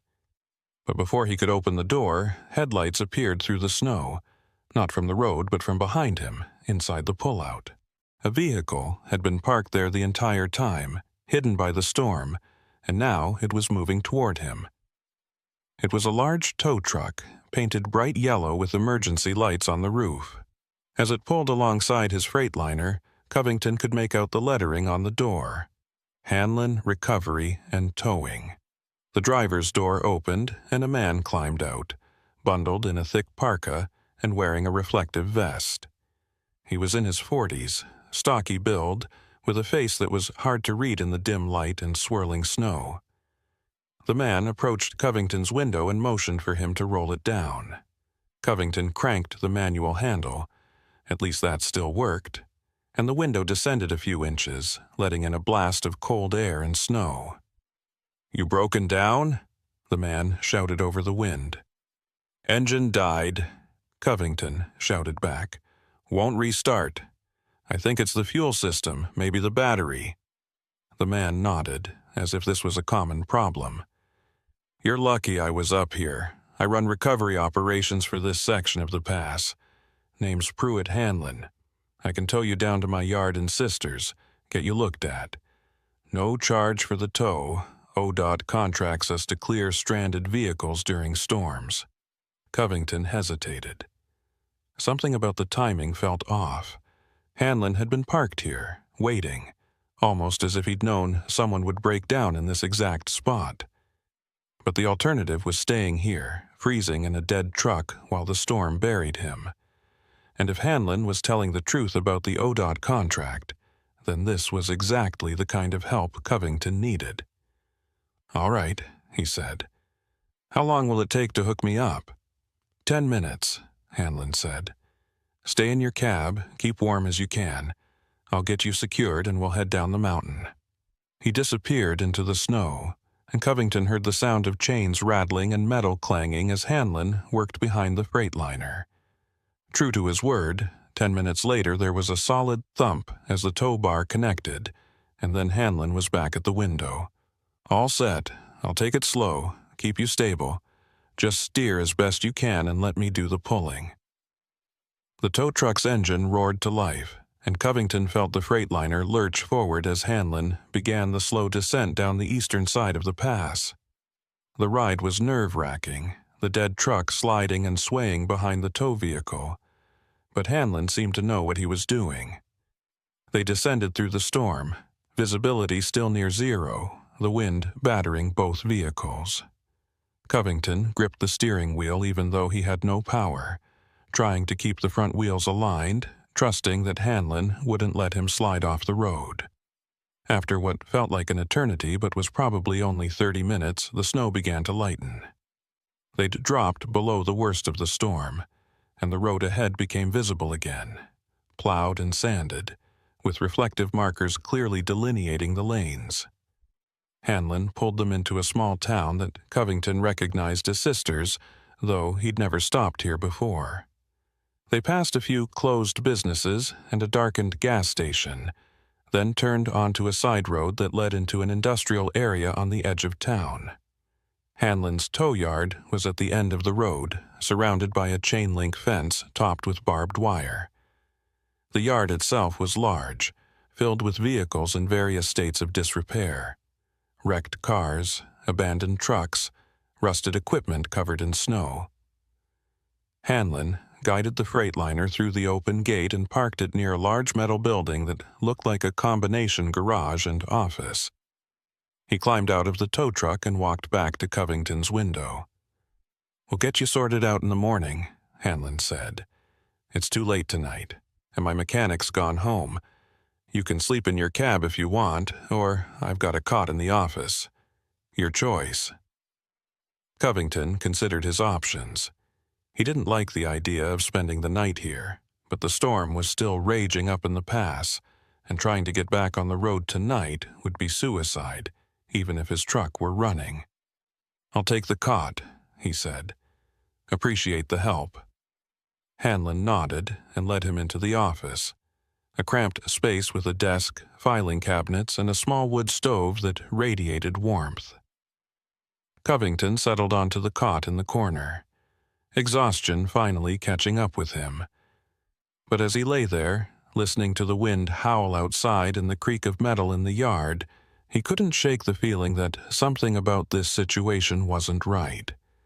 Hanlon had been too convenient, too perfectly positioned, and the way he'd looked at the Freightliner, not with the detached professionalism of a tow operator, but with something else: interest, calculation, like he was already figuring out what the truck and its cargo were worth. Covington woke to the sound of metal scraping against metal, a harsh grinding that pulled him from a restless sleep filled with dreams of sliding trucks and endless white roads. The office was dim, lit only by the faint gray light of dawn filtering through a grimy window. The wood stove had gone cold during the night, and his breath misted in the frigid air. He sat up on the cot, every muscle in his body stiff and aching, and reached for his phone. Still no service. The storm must have knocked out the cell towers, or maybe Sisters was just one of those mountain towns where coverage was spotty at best. He pulled on his boots and jacket, then stepped outside into the tow yard. The storm had passed, leaving behind a landscape transformed by snow. Everything was white. The vehicles, the ground, the roofs of the buildings, all buried under at least a foot of fresh powder. The sky was clear now, a brilliant blue that seemed almost unnatural after the claustrophobic grayness of the blizzard. Covington's breath plumed in the cold air as he walked toward the source of the noise. His Freightliner was parked where Hanlon had left it the night before, but now the hood was open and someone was working inside the engine compartment. Covington approached cautiously, boots crunching through the snow, and saw Hanlon bent over the engine, tools spread out on the fender. The tow operator looked up as Covington drew near, his face smudged with grease. "Morning," Hanlon said, his tone casual but his eyes watchful. "Figured I'd take a look at your engine while you were sleeping. Wanted to see what we're dealing with." Covington stopped a few feet away, crossing his arms against the cold. "Find anything?" "Fuel pumps shot," Hanlon said, straightening up and wiping his hands on a rag. "Looks like it seized up, probably from contaminated fuel, or maybe just age. Hard to say without tearing it apart. You're going to need a replacement, and that's not something I keep in stock for a rig this size. I can order the part, but it'll take 3, maybe 4 days to get here." 3 or 4 days. Covington's delivery window was already blown. He was supposed to be in Bend yesterday afternoon. His dispatcher would be furious, the client even more so, but there was nothing he could do about it now.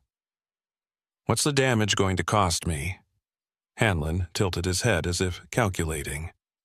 "Fuel pump for a Freightliner this model runs about $800 plus labor. Call it $1,200 total, give or take. I can start working on it as soon as the part arrives. In the meantime, you're welcome to stay here, or I can arrange a ride for you to Bend if you need to deal with your client." $1,200 wasn't catastrophic, but it was more than Covington wanted to spend, especially since his company's insurance had a high deductible for mechanical failures. He'd have to eat most of the cost himself. "I'll stay here," he said. "I need to be with my truck." The cargo's valuable, and I'm not leaving it unattended. Suit yourself, Hanlon said. He closed the hood and gathered his tools, tossing them into a metal toolbox. There's a diner in town, about a mile down the road. You can walk there, or I can give you a lift if you need breakfast. Coffee here's terrible, trust me. Covington nodded. I'll walk, need to stretch my legs anyway. He glanced around the yard, taking in the rows of damaged vehicles, the high fence, the isolation. You run this place by yourself? Mostly, Hanlon said. I've got a mechanic who comes in a few days a week, and a guy who helps with heavy tows when I need it. But yeah, it's pretty much just me. Been doing this for 15 years, ever since I moved up here from California. It's good work, steady anyway. Mountain roads keep me busy, especially in winter. There was something in Hanlon's tone that Covington couldn't quite place. Pride, maybe, or satisfaction. The kind of voice someone uses when they talk about a business they've built from nothing. But there was also a guardedness, a careful quality to his words, as if he were measuring each sentence before speaking it. Covington had spent enough years on the road reading people, dispatchers, dock workers, other drivers, to recognize when someone was holding something back. Hanlon was friendly enough, professional even, but there was a wall behind his eyes that Covington couldn't see past. All right, Covington said.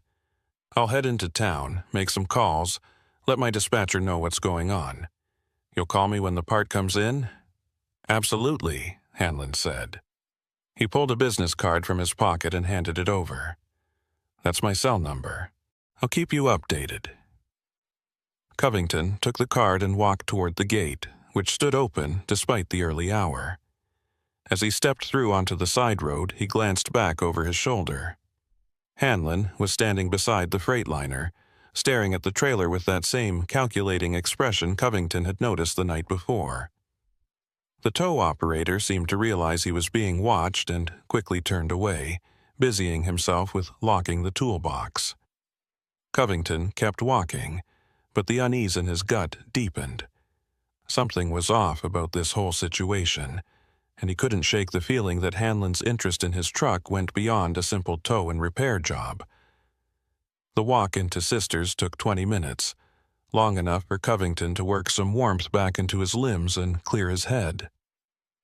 The town was small, maybe a few thousand people, with the main street lined with shops and cafes that catered to tourists heading to the ski resorts farther west. The diner Hanlon had mentioned was easy to find, a low building with a neon sign that read High Desert Cafe, its windows fogged with condensation. Covington pushed through the door into a wave of warmth and the smell of coffee and bacon. The place was half full, mostly locals judging by their work clothes and weathered faces. He took a seat at the counter and ordered coffee and eggs, then pulled out his phone. Still no service. The waitress, a woman in her 60s with kind eyes and gray hair pulled back in a bun, noticed his frustration. "Cell towers are down," she said, pouring his coffee. "Storm knocked them out last night. Should be back up by this afternoon, but you never know. You stuck here?" "Truck broke down on the pass," Covington said. "Getting it fixed at Hanlon's place." The waitress's expression shifted slightly, not quite a frown, but something close. "Hanlon's yard, huh? How much is he charging you?" $1,200 for a fuel pump and labor." She set the coffee pot down and leaned against the counter, lowering her voice. "That's steep. I'm not saying Pruitt's dishonest, but he's got a reputation for finding problems that maybe weren't there before. You might want to get a second opinion before you let him start tearing into your engine." Covington felt a cold knot form in his stomach. "You think he's scamming me?" The waitress shrugged. "I'm not accusing anyone of anything. But there have been other drivers who came through here with breakdowns, got towed to his yard and ended up paying more than they expected. Some of them said their trucks were running fine before they hit the pass. Then suddenly they weren't. Could be coincidence. Mountain roads are hard on vehicles, but it's worth keeping in mind. Covington thanked her and nursed his coffee, his mind racing. If Hanlon was deliberately sabotaging trucks to generate business, that would explain the convenient timing of the breakdown and the tow operator's presence in the pullout. But it seemed like an extreme risk. Tampering with vehicles on a mountain pass during a storm could get people killed, not just stranded. And yet, the more Covington thought about it, the more sense it made. A fuel pump failure wasn't catastrophic or dangerous, just inconvenient. And if Hanlon had a way to cause it remotely or through contamination, he could create a steady stream of customers without arousing too much suspicion. But that theory raised another question. How would Hanlon know which trucks to target? He couldn't sabotage every vehicle that came through the pass. That would draw too much attention. He'd need to be selective, choosing trucks with valuable cargo or drivers who were unlikely to make a fuss. Covington's load was worth $40,000, and he was an independent contractor working for a mid-sized company, not a major carrier with the resources to investigate every breakdown. He fit the profile perfectly. The waitress returned with his breakfast, and Covington ate mechanically, barely tasting the food. When he finished, he paid the bill and asked if there was a mechanic in town besides Hanlon. The waitress gave him directions to a small garage on the other side of Sisters, run by a man named Ed Talbot. Covington thanked her and walked through the snow-covered streets until he found the place, a modest shop with a single bay and a hand-painted sign. The owner, Talbot, was a lean man in his 70s with oil-stained hands and sharp eyes. Covington explained his situation, describing the breakdown and Hanlon's diagnosis. Talbot listened, then shook his head slowly. "Pruitt Hanlon's a piece of work. I won't say he's crooked outright, but I wouldn't trust him farther than I could throw him. If he says you need a fuel pump, you might or you might not. Hard to tell without looking at it myself. Problem is, your truck's in his yard, and he's not going to let me in there to check it." "Why not?" Covington asked. "Because he knows I'd call him out if he was pulling something," Talbot said. "Look, I've been working on trucks in this town for 50 years. I've seen guys like Hanlon come and go. They set up shop, run a clean operation for a while, then start cutting corners or finding ways to pad the bills. Some of them get caught, some don't. Hanlon's smart. He keeps things just legal enough that no one can prove anything. But I've had drivers come to me after dealing with him, and the stories they tell, let's just say I wouldn't let him touch my vehicle." Covington felt the knot in his stomach tighten. "So, what do I do? I can't just leave my truck there." "You could file a complaint with the state. Get an inspector out here to look at it," Talbot said. "But that'll take days, maybe weeks, and in the meantime your truck's sitting in his yard racking up storage fees. Or you could pay him, get your truck back, and chalk it up to bad luck. Neither option's great, but those are your choices." Covington thanked Talbot and walked back toward the tow yard, his mind churning. He needed evidence, something concrete that would prove Hanlon was running a scam. But how was he supposed to get it? He couldn't sneak into the yard at night. The fence was topped with barbed wire and probably alarmed. He couldn't confront Hanlon directly without risking his truck or his cargo, and he couldn't just walk away, not with $40,000 of equipment sitting unguarded in a yard run by someone he didn't trust. As he approached the gate, he saw a pickup truck parked near the office, a battered Ford with mud-caked fenders and a rusted tailgate. A woman was standing beside it, talking to Hanlon through the office window. She was in her 40s, dressed in ranch clothes, jeans, a heavy coat, work boots, with dark hair pulled back under a knit cap. Covington slowed his pace, lingering near the fence, trying to overhear the conversation without being obvious. "I'm telling you, Pruitt, that truck was running fine when I brought it in last week," the woman was saying, her voice sharp with frustration. "Now you're saying it needs a new transmission? That's a $5,000 repair." "I didn't break it, Dinah," Hanlon replied, his tone patient but firm. "I'm just telling you what I found. The transmission's shot. You can get a second opinion if you want, but you'll pay me for the diagnostic either way." The woman, Dinah, shook her head in disgust. "This is the third time in 2 years I've had a vehicle break down right after you towed it. You think I don't see the pattern? You're running some kind of scam, and I'm done with it. I'm calling the state police." Hanlon's expression didn't change, but his voice hardened. "You do that, but until they show up, your truck stays in my yard, and the storage fees keep adding up. You want it back, you pay what you owe. Simple as that." Dinah stared at him for a long moment, then turned and stalked toward the gate. Covington stepped aside as she passed, and their eyes met briefly. She looked angry, yes, but also defeated, as if she'd been fighting this battle for a long time and knew she wasn't going to win. Covington waited until she'd climbed into a second vehicle, an old sedan parked on the street, and driven away before approaching the office. Hanlon was back at his desk filling out paperwork, and he looked up as Covington entered. "Get breakfast?" Hanlon asked, his tone as casual as ever. "Yeah," Covington said. He hesitated, then decided to test the waters. "Ran into someone at the diner who mentioned you've had some complaints. Drivers saying they got overcharged."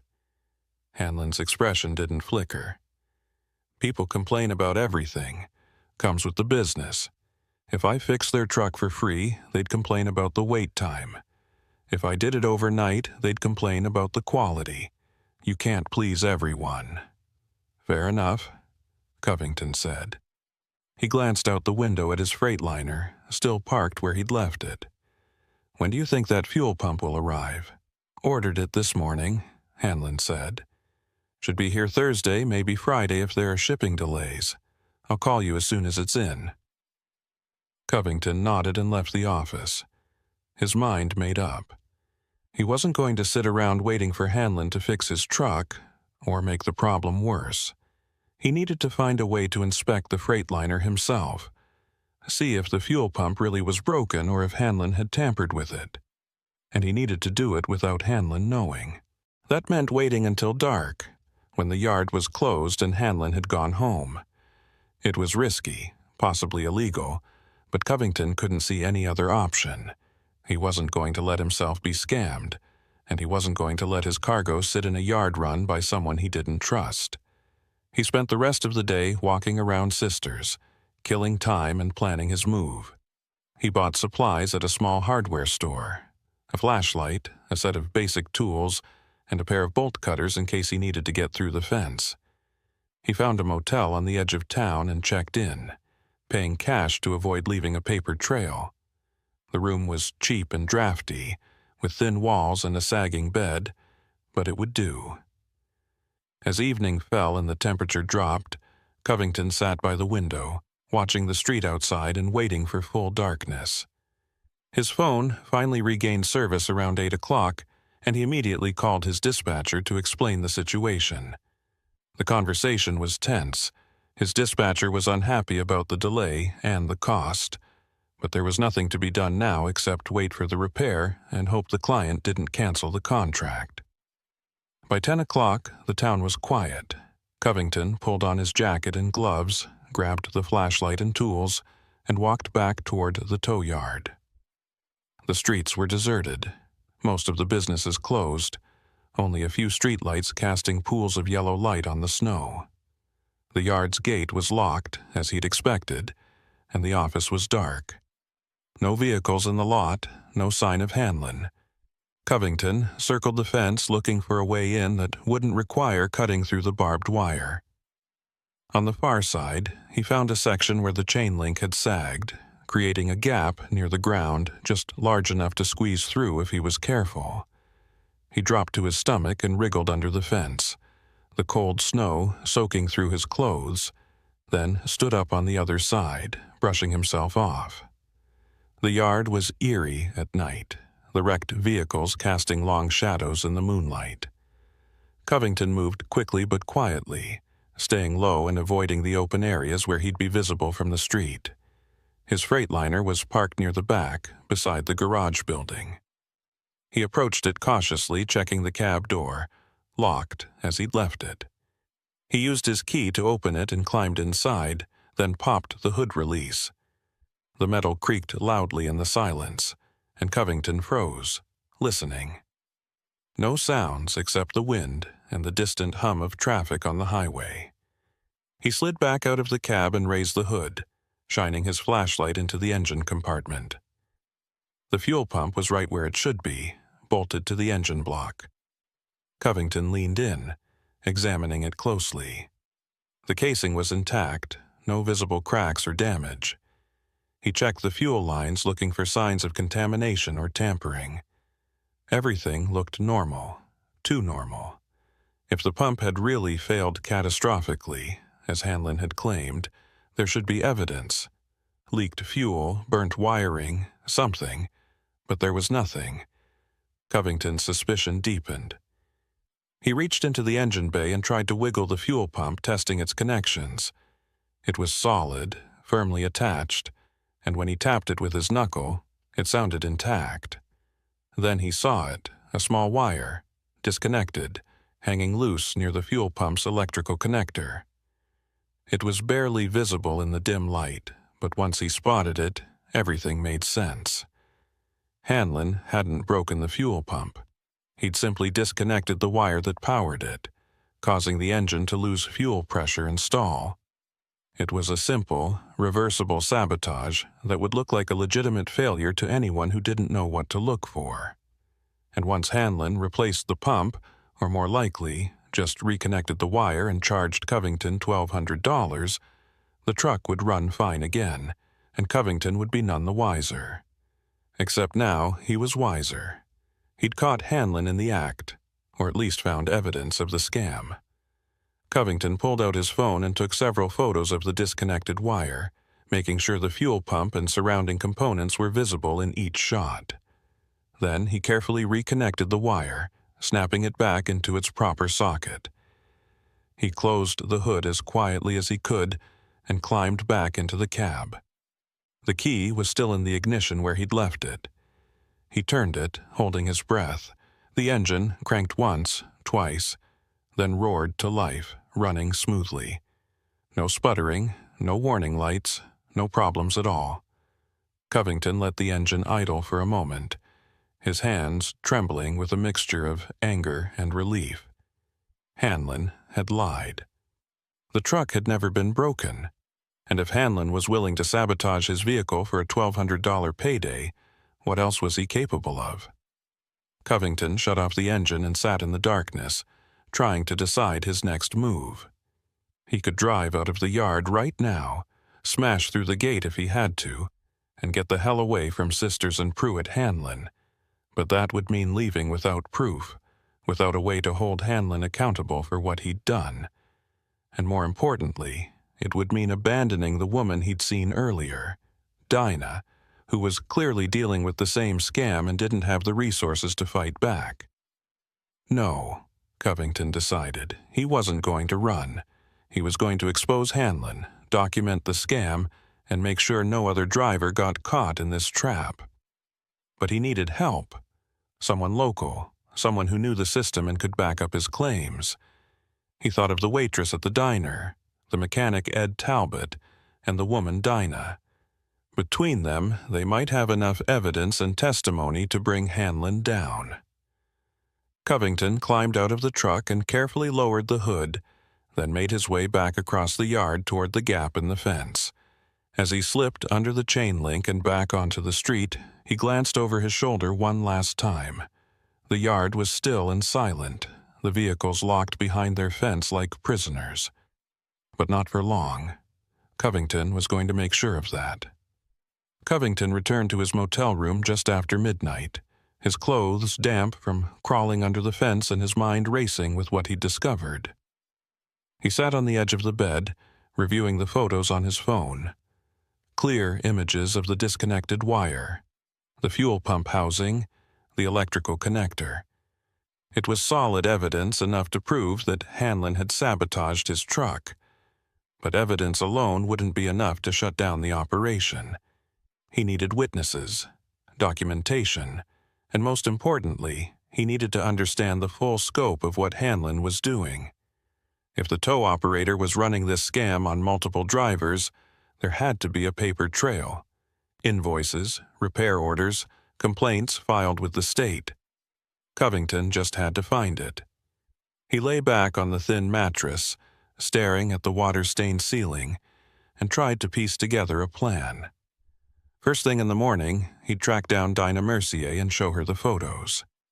She'd been vocal about her suspicions, and if she had similar documentation from her own experiences with Hanlon, they could build a case together. Then he'd go back to Ed Talbot's garage and see if the mechanic knew of other drivers who'd been scammed. With enough testimonies and evidence, they could file a formal complaint with the Oregon Department of Transportation and possibly get law enforcement involved. It wouldn't be quick, and it wouldn't be easy, but Covington had never been one to back down from a fight, especially when he knew he was in the right. Sleep came in fitful bursts, interrupted by dreams of sliding trucks and locked gates. When dawn broke, pale and cold, Covington was already awake, showered, and dressed.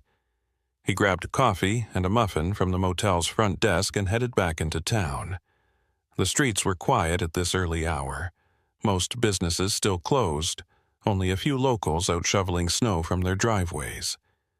Covington walked to the High Desert Cafe, hoping the waitress who'd warned him about Hanlon would be working the morning shift. He was in luck. She was behind the counter pouring coffee for a handful of regulars who sat hunched over their breakfasts. She recognized him immediately. "You're the trucker from yesterday. How's your rig?" "That's what I need to talk to you about," Covington said, lowering his voice. "You were right about Hanlon. He didn't just overcharge me.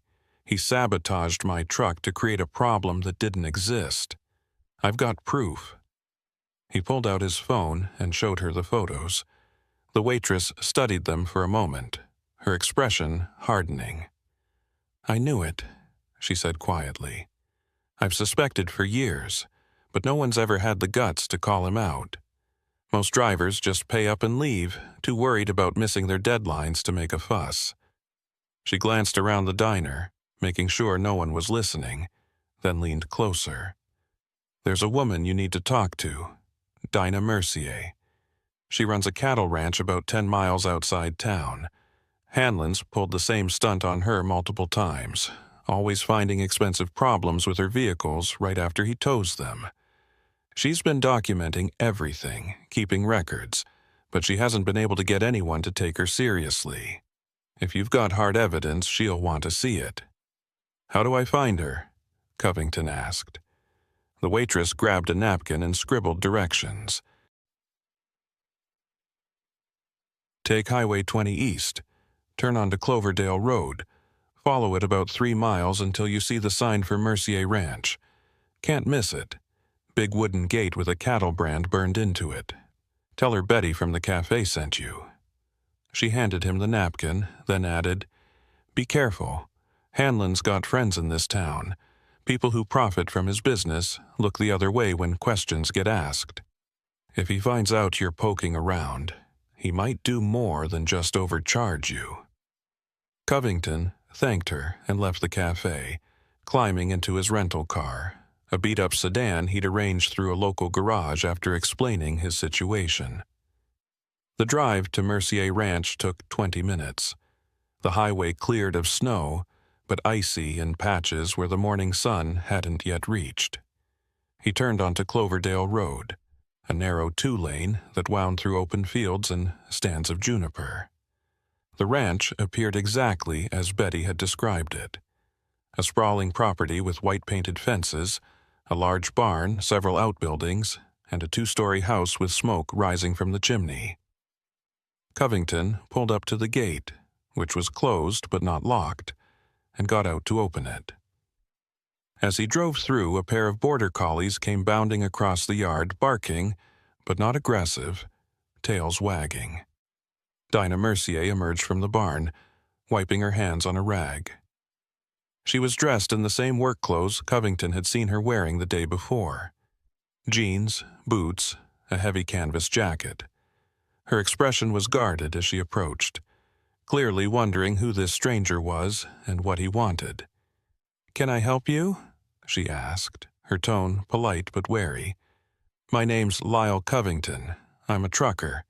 Got stranded on Santiam Pass 2 days ago, and Pruitt Hanlon towed me to his yard. Betty at the cafe told me I should talk to you." He paused, watching her reaction. The mention of Hanlon's name made her jaw tighten. "What about Hanlon?" she asked. "He sabotaged my truck," Covington said bluntly. "Disconnected a wire to make it look like the fuel pump failed, then quoted me $1,200 for a repair I didn't need. I've got photos proving it. Betty said you've been dealing with the same thing." Dinah's eyes narrowed, but there was a spark of interest now, a flicker of vindication. "Come inside," she said. "We need to talk." The house was warm and cluttered in the way of working ranches. Boots by the door, coats hung on pegs, a stack of feed catalogs on the kitchen table. Dinah poured 2 cups of coffee and sat down across from Covington, motioning for him to show her the photos. He handed over his phone, and she scrolled through the images slowly, studying each one. When she finished, she set the phone down and leaned back in her chair, exhaling slowly. "I knew he was crooked, but I couldn't prove it. Every time I accused him of something, he'd have an explanation. Normal wear and tear, bad luck, coincidence. But this," she tapped the phone, "this is concrete. You can see exactly what he did." "How many times has he done this to you?" Covington asked. 3 times in the last 2 years, Dinah said. "First, it was my ranch truck. He claimed the transmission was shot after he towed it following a flat tire. Cost me $5,000. Then it was my ATV. Said the engine needed a complete rebuild. Another $3,000. Most recently, it was my diesel pickup. He diagnosed a cracked cylinder head, wanted $7,500 to fix it. That's when I started pushing back, demanding second opinions, asking questions. He didn't like that." "What happened?" "He refused to release my truck until I paid him for the diagnostic, plus storage fees. Said I was interfering with his business, threatened to file a lien against the vehicle if I didn't settle up. I ended up paying him $2,000 just to get my truck back, and when I took it to Ed Talbot's garage for a real inspection, Ed found nothing wrong with it. The cylinder head was fine. Hanlon had lied." Covington felt his anger rising. This wasn't just opportunistic fraud, it was systematic, predatory. Hanlon was targeting people who were vulnerable, people who couldn't afford to fight back or didn't have the time to challenge him. "Why didn't you go to the police?" "I did," Dinah said bitterly. "Filed a complaint with the county sheriff. They sent a deputy out to talk to Hanlon, and he showed them invoices, diagnostic reports, all perfectly documented. Said I was a disgruntled customer trying to get out of paying for legitimate services. Without hard evidence, it was my word against his. The deputy basically told me to take it up in civil court if I wanted, but that would cost more in legal fees than I'd ever recover. So he's been getting away with it because no one can prove anything," Covington said. "Until now," Dinah replied, tapping his phone again. "This is exactly what we need. Visual evidence that he's tampering with vehicles. If we can show this to the right people, state investigators, maybe the Attorney General's office, they'll have to take it seriously." Covington nodded. "I'm planning to file a complaint with the Oregon DOT, but I want to make sure we've got everything documented. Your experiences, mine, anyone else who's been scammed. The more evidence we have, the stronger the case." Dinah stood up and walked to a filing cabinet in the corner of the kitchen. She pulled out a thick folder and dropped it on the table. I've been keeping records of everything. Invoices, receipts, repair estimates from Ed Talbot showing what Hanlon charged versus what the actual problems were. I've also got notes from conversations with other people in town. Ranchers, loggers, even a few truckers who stopped through and got caught in his net. Most of them didn't want to go on record, too scared of retaliation, but they talked to me off the books. Covington opened the folder and flipped through the documents. It was meticulous. Dates, amounts, descriptions of the alleged problems and the actual conditions of the vehicles. Dinah had been building a case for months, maybe longer, just waiting for someone with concrete evidence to come forward. "This is incredible," he said. "With this and my photos, we can make a real case." "There's one more thing," Dinah said. She pulled out a separate folder, this one labeled Insurance Claims. "Hanlon doesn't just overcharge his customers. He's also filing fraudulent insurance claims. I got copies of some of his submissions to insurance companies claiming he did work he never did, inflating costs, billing for parts he never installed. If we can get this in front of an insurance fraud investigator, he's looking at criminal charges, not just civil penalties." Covington stared at the documents, his mind racing. This was bigger than he'd realized. Hanlon wasn't just running a shady tow operation. He was committing insurance fraud on a scale that could land him in prison for years. "How'd you get these?" Dinah smiled faintly. "I've got a friend who works at one of the insurance companies Hanlon deals with. She pulled some records for me off the books. It's probably not admissible in court, but it gives us a roadmap for where to look." Covington leaned back, processing everything. They had evidence, they had documentation, and they had multiple victims willing to testify. What they needed now was someone in authority who would take the case seriously and act on it. "Do you know anyone in law enforcement who isn't tied to Hanlon?" "State police," Dinah said. "There's a trooper stationed in Bend, handles fraud and commercial vehicle violations. Her name's Sergeant Alvaro. I've never met her, but Ed Talbot recommended her. Said she's thorough and doesn't play favorites. If we can get a meeting with her, show her what we've got, she'll investigate." "Then that's our next step," Covington said. He pulled out his phone and started typing notes, organizing the information they'd gathered. "We'll drive to Bend today, meet with Sergeant Alvaro and lay it all out. If she agrees to open an investigation, we'll give her everything. Your folder, my photos, statements from anyone who's willing to go on record." Dinah nodded, but her expression was troubled. "You realize this is going to take time, right? Investigations like this can drag on for months. In the meantime, Hanlon's still operating, still scamming people. And if he finds out we're coming after him, he might destroy evidence or skip town." "Then we move fast," Covington said. "We document everything today, file the complaint, and let the state police handle the rest. Once they start digging, Hanlon won't be able to cover his tracks." They spent the next hour organizing the evidence, making copies of Dinah's records and compiling a timeline of incidents. Covington added his own statement, detailing the breakdown on Santiam Pass, the tow to Hanlon's yard, the fraudulent diagnosis, and his discovery of the disconnected wire. By mid-morning, they had a comprehensive package that would be hard for any investigator to ignore. They loaded everything into Covington's rental car and started the drive to Bend, a 40-minute trip through high desert country that opened up into wide vistas of sagebrush and distant mountains. The Oregon State Police Office in Bend was a low, modern building on the edge of town, with a parking lot full of patrol cars and a reception area that smelled of burnt coffee and floor wax.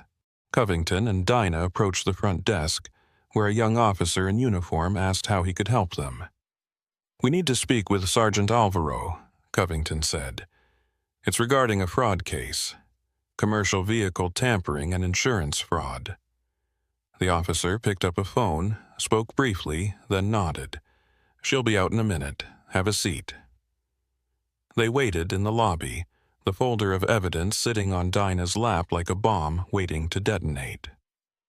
After about 5 minutes, a door opened and a woman in plain clothes emerged.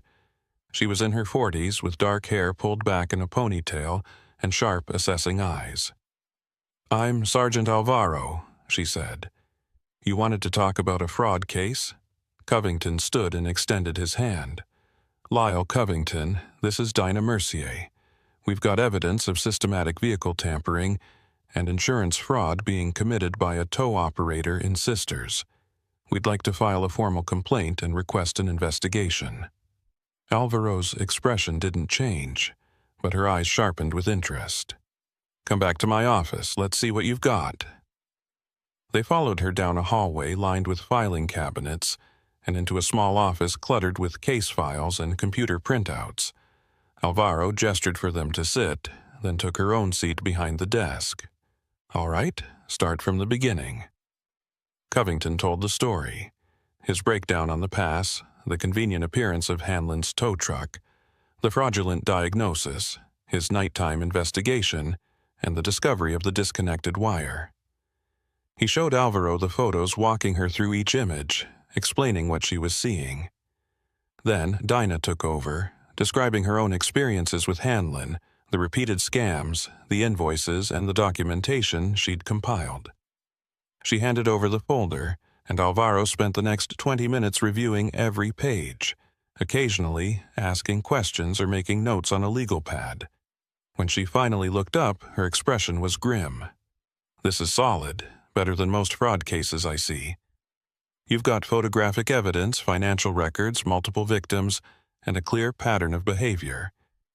I can open an investigation immediately, and based on what you're showing me, I'll recommend criminal charges: vehicle tampering, fraud, possibly racketeering if we can prove he's been doing this systematically over multiple years."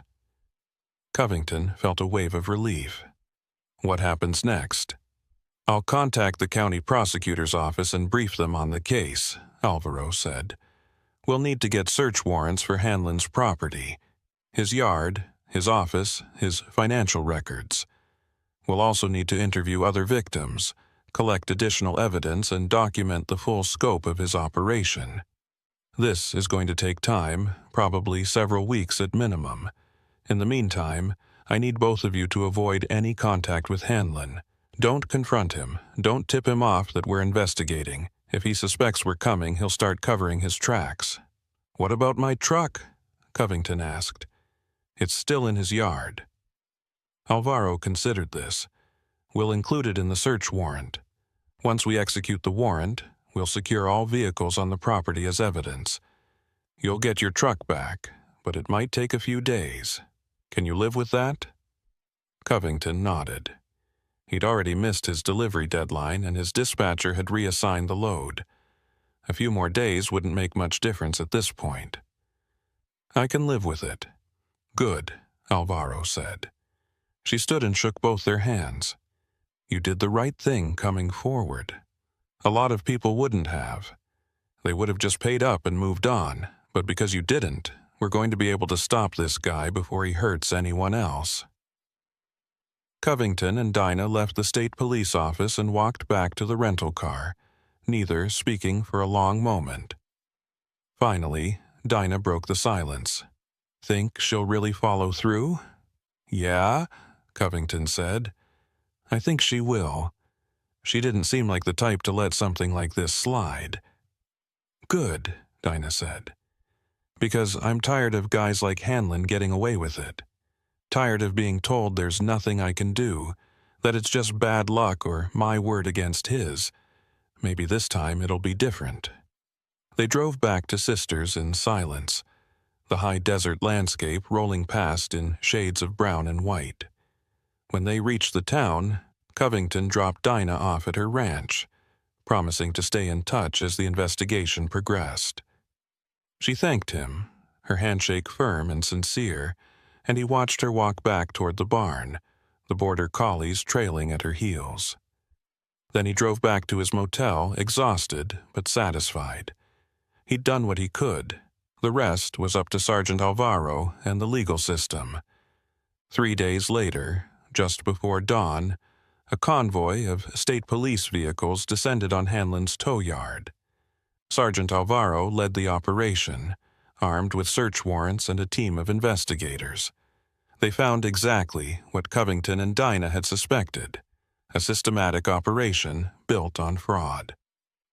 Hanlon's office records revealed dozens of inflated invoices, fake repair orders, and insurance claims for work never performed. His computer contained spreadsheets tracking which vehicles to target, based on their cargo value and the likelihood that the drivers would pay without questioning the charges. In the garage, investigators found tools specifically designed for quickly disconnecting electrical components without leaving obvious signs of tampering: wire pullers, specialized pliers, magnetic clamps. Most damning of all, they found a notebook in Hanlon's desk drawer, filled with handwritten notes documenting his methods. He'd been refining his scam for years, learning from mistakes, adapting his approach based on which lies worked best and which victims were most likely to push back. The notebook read like a manual for fraud: step-by-step instructions on how to disable vehicles, how to write convincing diagnostic reports, how to intimidate customers who ask too many questions. It was arrogance, pure and simple, a belief that he was too smart to get caught. Pruitt Hanlon was arrested at his home that morning, still in his bathrobe, a cup of coffee in his hand when the officers knocked on his door. He didn't resist, didn't protest, just asked for his lawyer and remained silent through the entire booking process. The charges were extensive: 23 counts of fraud, 15 counts of vehicle tampering, 8 counts of insurance fraud, and multiple counts of racketeering and conspiracy. Bail was set at $500,000, which Hanlon couldn't make. He sat in the Deschutes County Jail for the next 6 months while prosecutors built their case. The investigation expanded quickly, revealing that Hanlon had been operating his scam for at least 7 years, possibly longer. Investigators identified 42 victims, including truckers, ranchers, loggers, and tourists passing through the area. The total financial damage exceeded $300,000.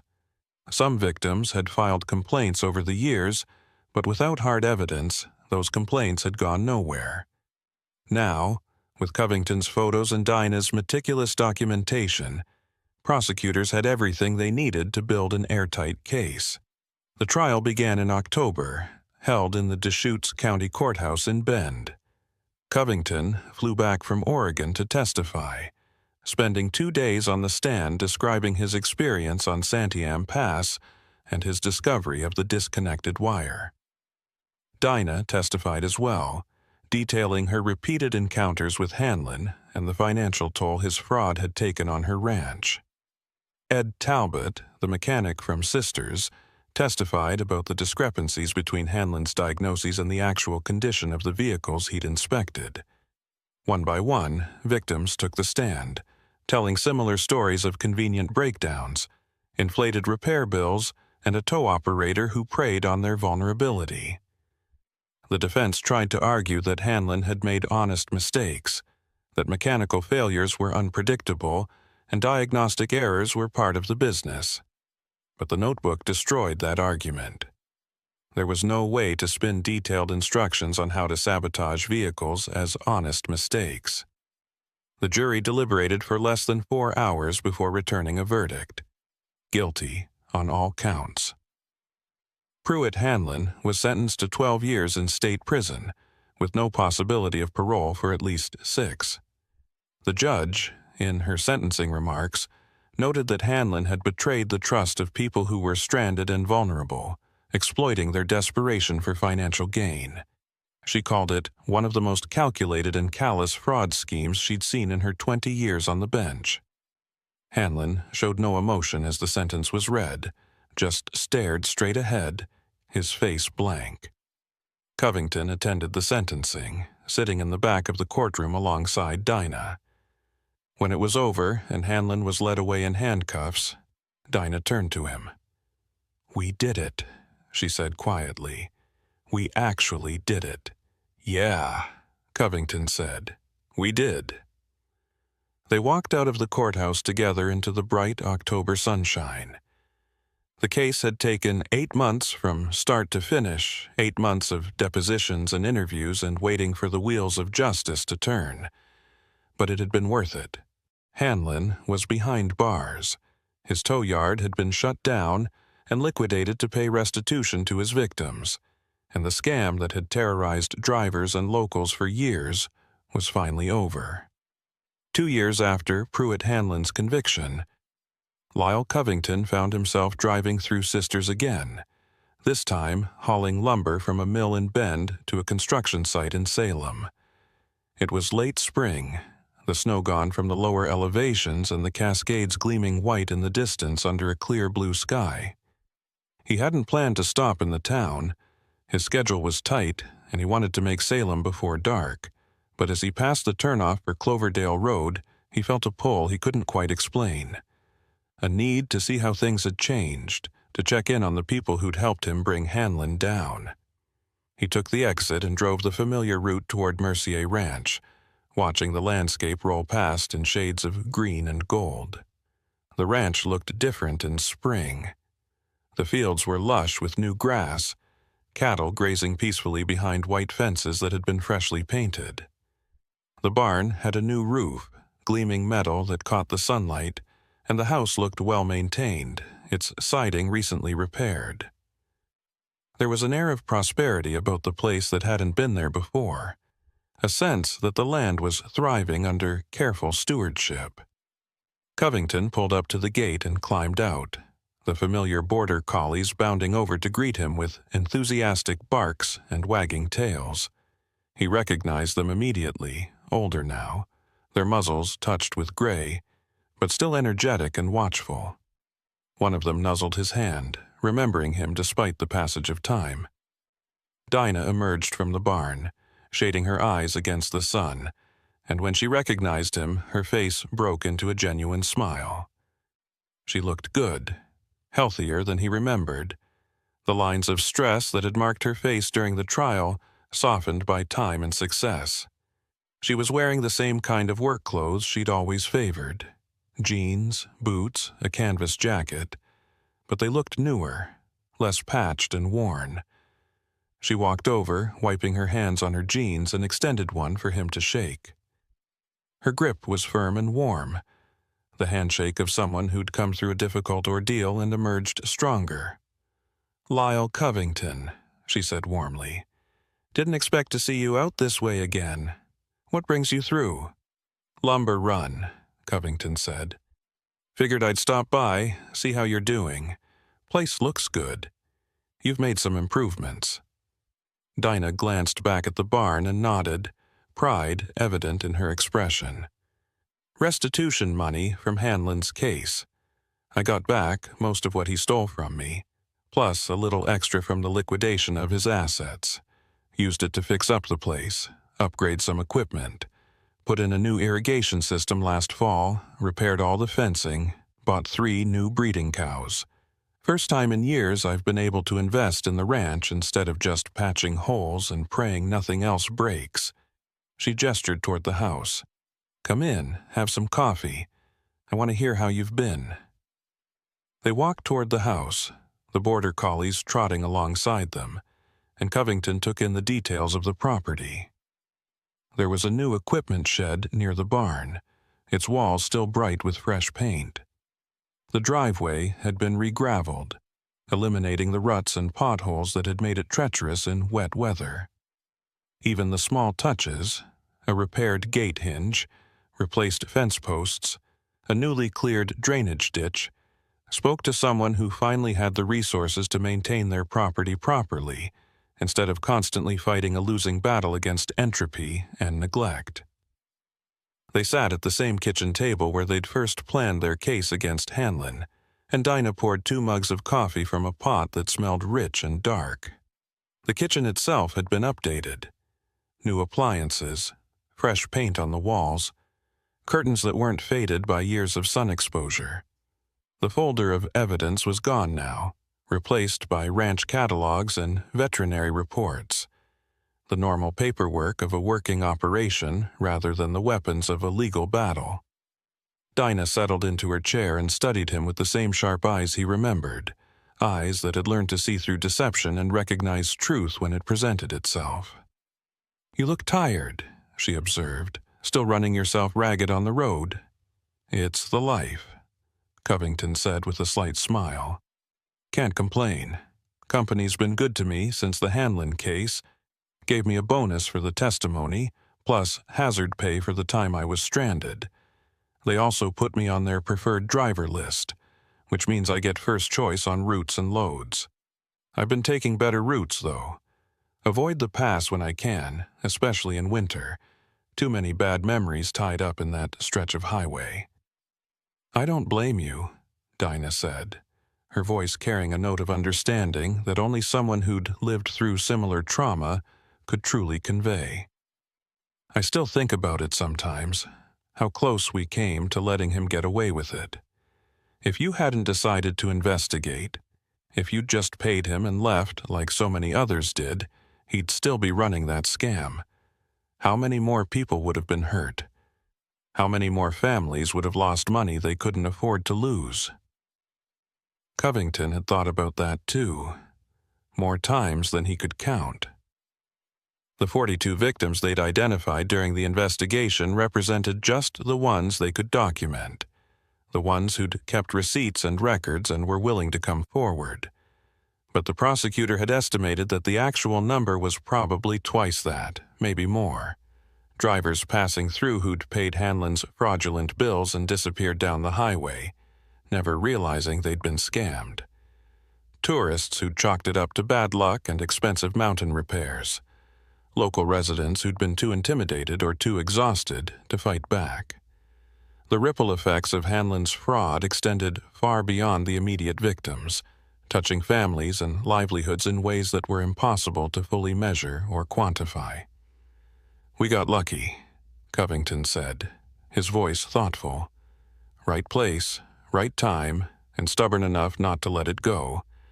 If any one thing had been different, if I'd been less suspicious, if you hadn't kept those records, if Sergeant Alvaro hadn't taken us seriously, Hanlon would still be out there."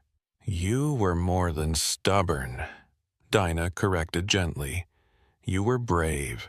Sneaking into that yard at night, disconnecting his sabotage, gathering evidence knowing that if he caught you, there'd be consequences. That took guts. A lot of people would have been too scared, would have convinced themselves it wasn't worth the risk." Covington shrugged, uncomfortable with the praise as he always was. He'd never seen himself as particularly brave, just practical and unwilling to be taken advantage of. "I was just trying to protect my load. Didn't set out to be anyone's hero." "Maybe not," Dinah said, leaning forward with an intensity that commanded attention. "But that's what you ended up being, whether you meant to or not. And not just for me or the other victims, but for everyone who drives through this area now. People feel safer knowing there's accountability, knowing that if something seems wrong they can speak up and be heard." She took a sip of her coffee, then set the mug down with a thoughtful expression. The steam rose between them, carrying the rich aroma of Colombian beans. "You know, after the trial, I got calls from other people, ranchers, drivers, even a few mechanics from other towns, thanking me for standing up to Hanlon. Turns out there were a lot more victims than we realized. People who'd been too afraid or too ashamed to come forward during the investigation. They said seeing someone finally hold him accountable gave them hope that the system could work, that justice wasn't just for people with money and lawyers." "That's good to hear," Covington said, meaning it.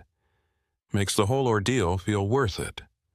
All those hours of testimony, the stress of the trial, the worry that he'd somehow get off on a technicality, knowing it actually made a difference helps."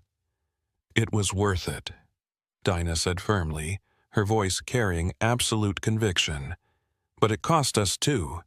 Cost me time, stress, sleep. I had nightmares for months after the trial. Dreams where Hanlon got off on some technicality, or where his lawyer made me look like a liar on the stand, or where I walked into his yard and found myself trapped there, unable to leave. Even now, sometimes I drive past where his yard used to be and I feel this knot in my stomach, like he's still out there waiting, like the whole thing could start up again if I let my guard down. Covington understood that feeling intimately. He'd experienced it himself on the handful of occasions when he'd driven through Sisters since the trial. The physical location of Hanlon's tow yard was gone, demolished, cleared, sanitized of its connection to fraud, but the psychological weight remained. Every time he passed that stretch of highway, he felt his shoulders tense, his grip on the wheel tighten, his eyes scan the roadside for tow trucks that might be lurking. It was an irrational response. Hanlon was locked up, the operation dismantled, but trauma didn't follow logic. It carved grooves in your mind that ran deeper than reason could reach. "You ever hear anything about him?" Covington asked, curious despite himself. "How he's doing in prison?" "Not much," Dinah said, her expression darkening slightly. "Sergeant Alvaro told me he's been a model prisoner, keeps his head down, doesn't cause trouble, participates in the work programs. Probably hoping for early parole, though with his sentence that won't happen for at least another 4 years. Part of me hopes he serves every single day of it. Part of me hopes he has a lot of time to think about what he did, about all the people he hurt, about the damage he caused that can't be undone by restitution checks or apologies." She paused, her fingers tracing the rim of her coffee mug. "But another part of me, a smaller part, maybe, but it's there. That part wonders if prison's actually teaching him anything, or if he's just biding his time, learning to be smarter about it next time, figuring out what mistakes he made so he doesn't get caught again. Men like Hanlon, they don't change easily. They see the world in terms of marks and opportunities, and unless something fundamental shifts in how they think, they'll just keep doing what they've always done." Covington nodded slowly.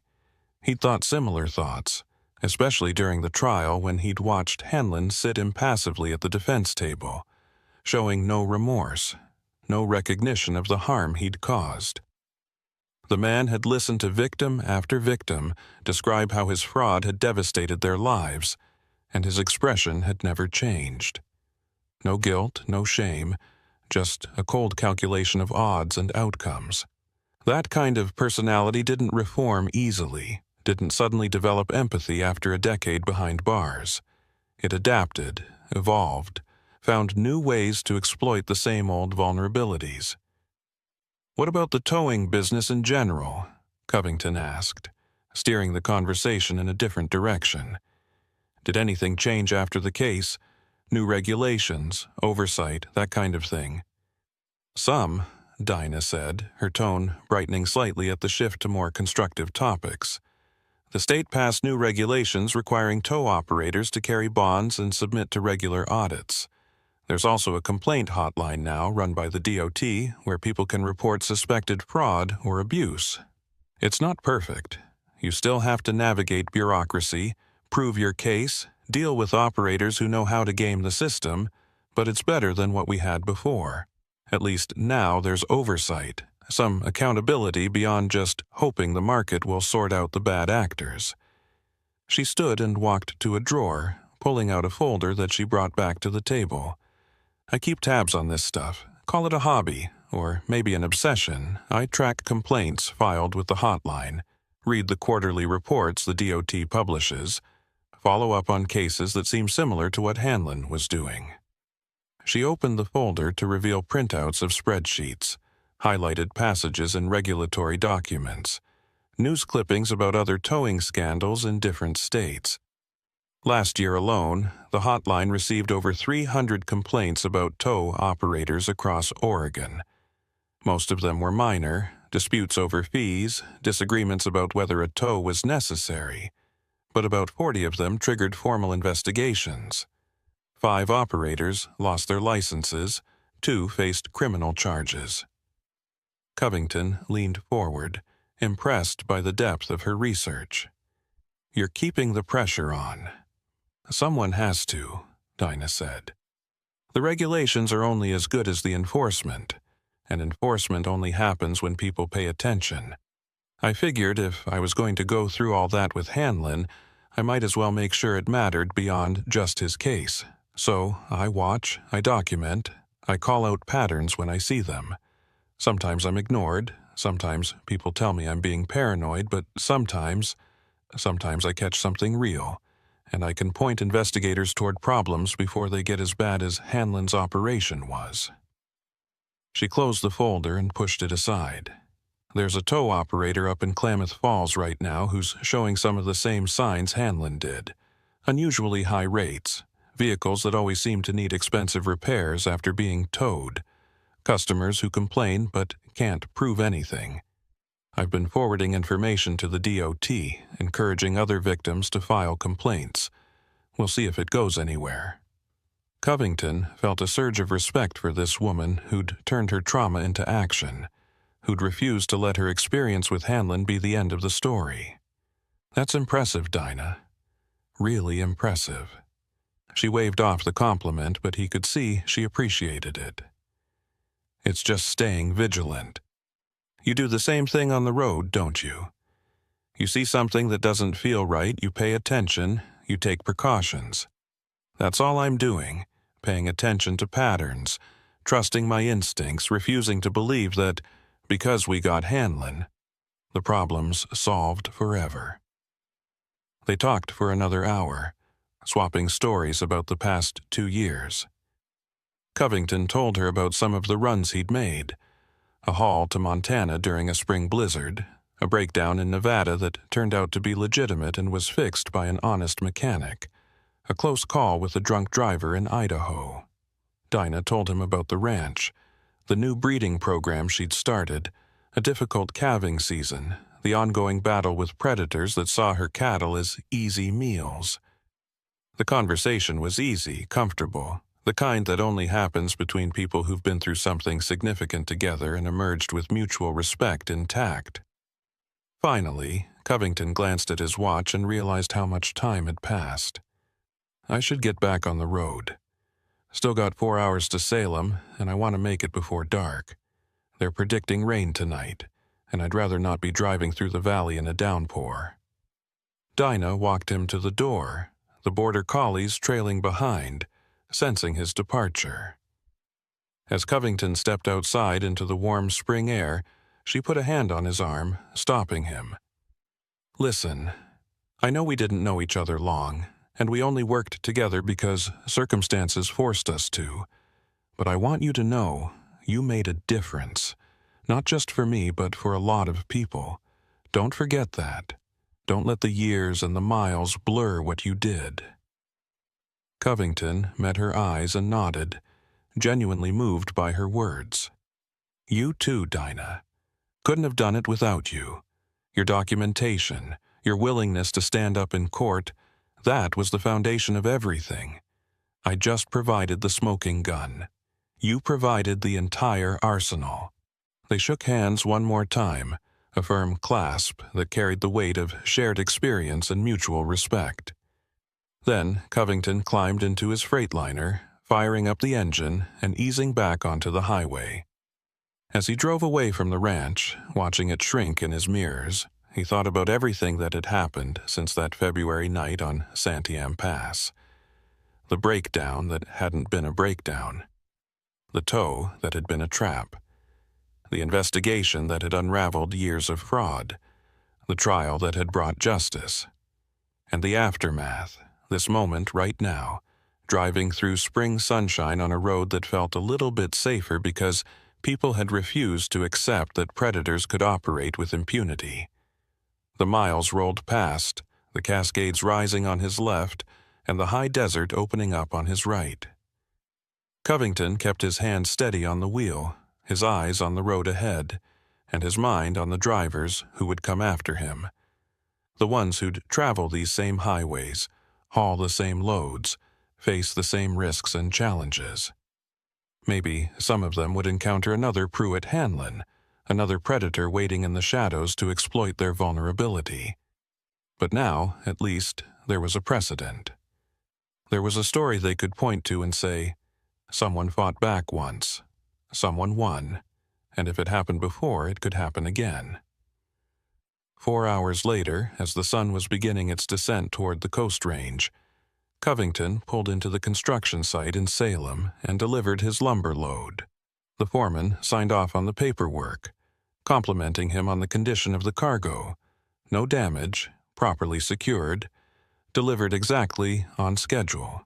It was routine praise, the kind every driver hoped to receive, but it felt good nonetheless.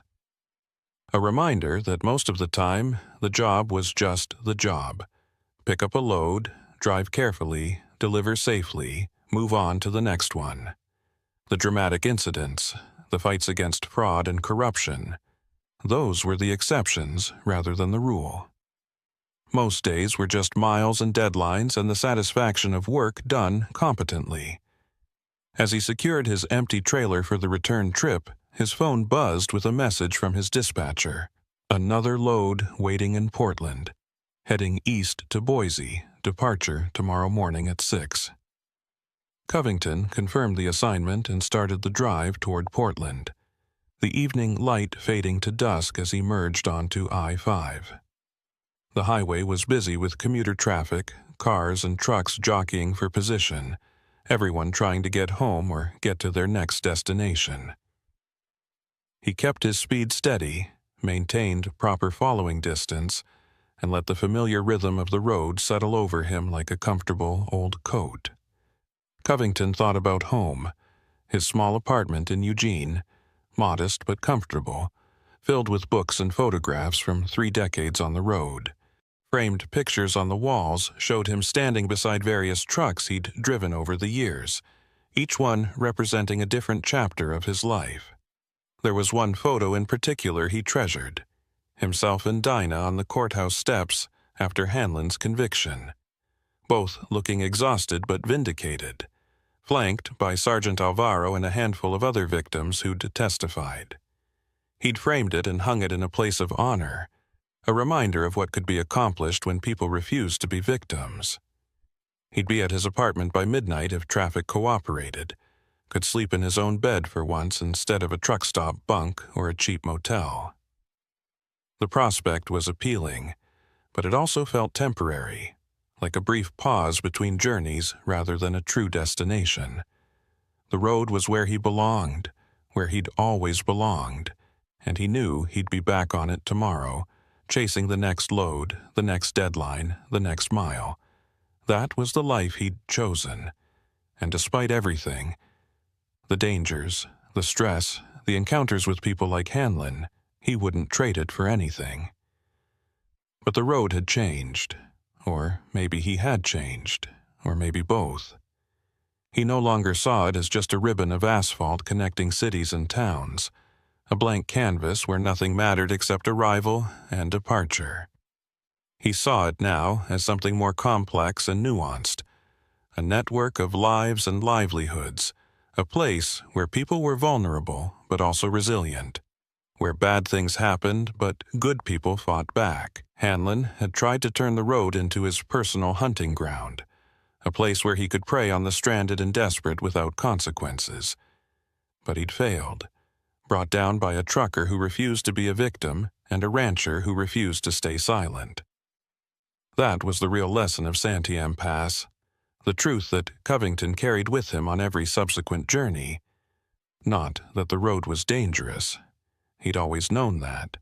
But that people were stronger than the dangers they faced, stronger and more resourceful, capable of fighting back when they had to, capable of building systems and networks that protected the vulnerable instead of exploiting them.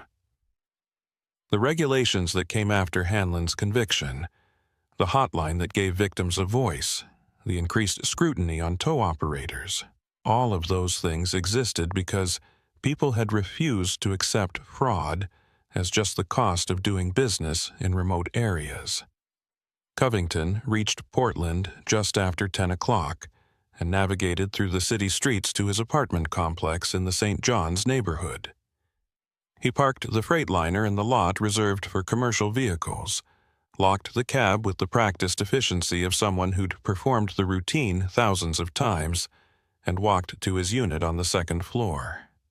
Inside, everything was as he'd left it. Clean, quiet, familiar.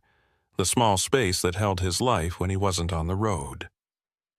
He dropped his bag by the door, kicked off his boots, and collapsed onto the couch, exhaustion finally catching up with him. But before he let himself drift off to sleep, he pulled out his phone and sent a text message to Dinah. Made it to Salem. Delivered clean. Thanks for the coffee and the conversation. Stay safe out there. Her response came a few minutes later. You too, Lyle. Drive careful. And thanks for stopping by. Means more than you know. Covington set the phone aside and closed his eyes, the sounds of the city filtering through the window. Distant traffic on Lombard Street. A dog barking somewhere in the neighborhood. Voices from a neighboring apartment where a family was having dinner. Normal sounds.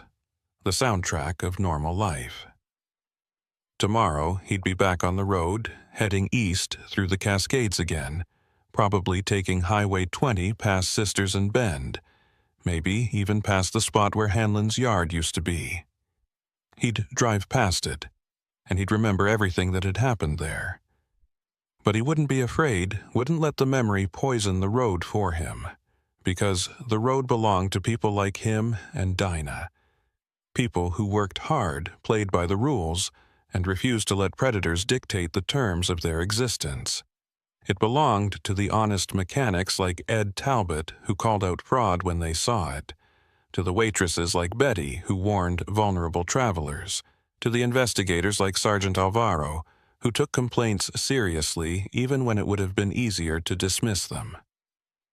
The road was a community, held together by shared rules and mutual trust, and that community had proven it could police itself when it needed to.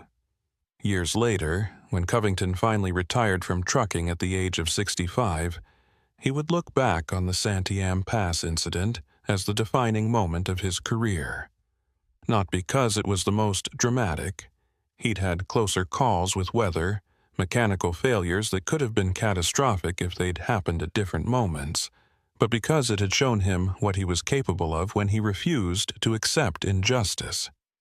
He'd spent 3 decades hauling freight across the West, facing every kind of challenge the road could throw at him.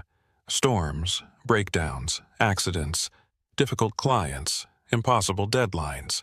But nothing had tested his character quite like Pruitt Hanlon, and nothing had given him the same sense of lasting satisfaction as seeing justice served. The retirement party his company threw for him was held at a truck stop in Eugene, in the same diner where he'd eaten breakfast before countless runs.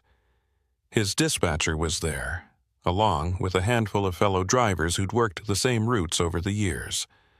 But the guest he was most surprised to see was Dinah Mercier, who'd driven 3 hours from Sisters to attend.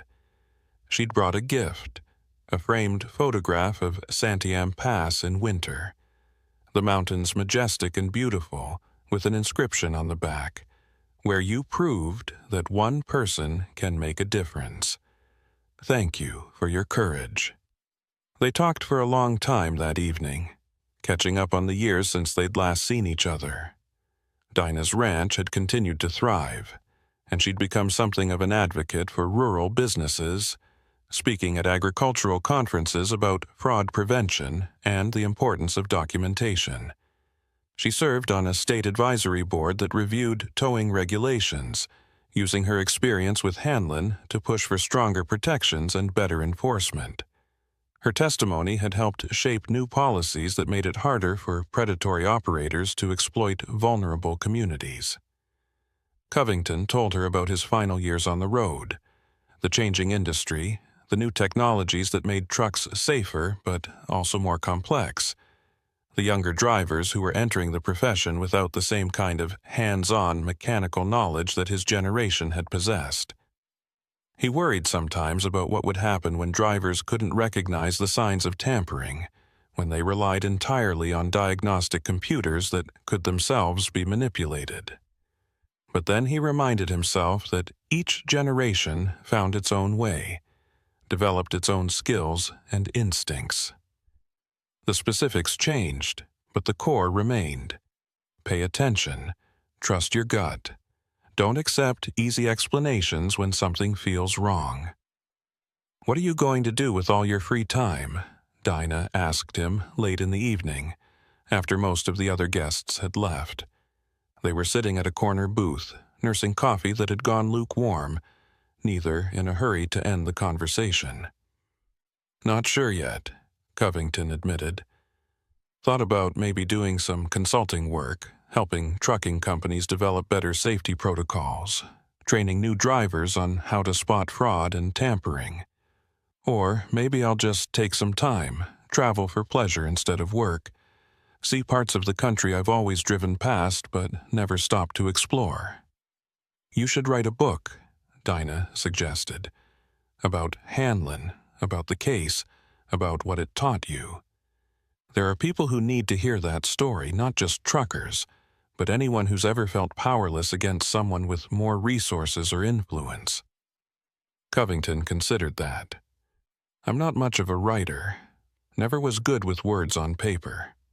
"You don't have to be fancy," Dinah said. "Just honest. Tell it the way you lived it, straightforward, no embellishment. That's what would make it powerful." He promised to think about it, though he wasn't sure he'd follow through. Writing felt too introspective, too focused on himself when the story had really been about all of them. Dinah, Sergeant Alvaro, the other victims, even Ed Talbot and Betty the waitress. Everyone who'd played a part in bringing Hanlon down. But maybe that was exactly why the story deserved to be told, because it demonstrated what was possible when ordinary people decided to act. Months after his retirement, Covington did start writing, though not a book. He wrote letters instead, to young drivers his former company hired, sharing lessons from his decades on the road.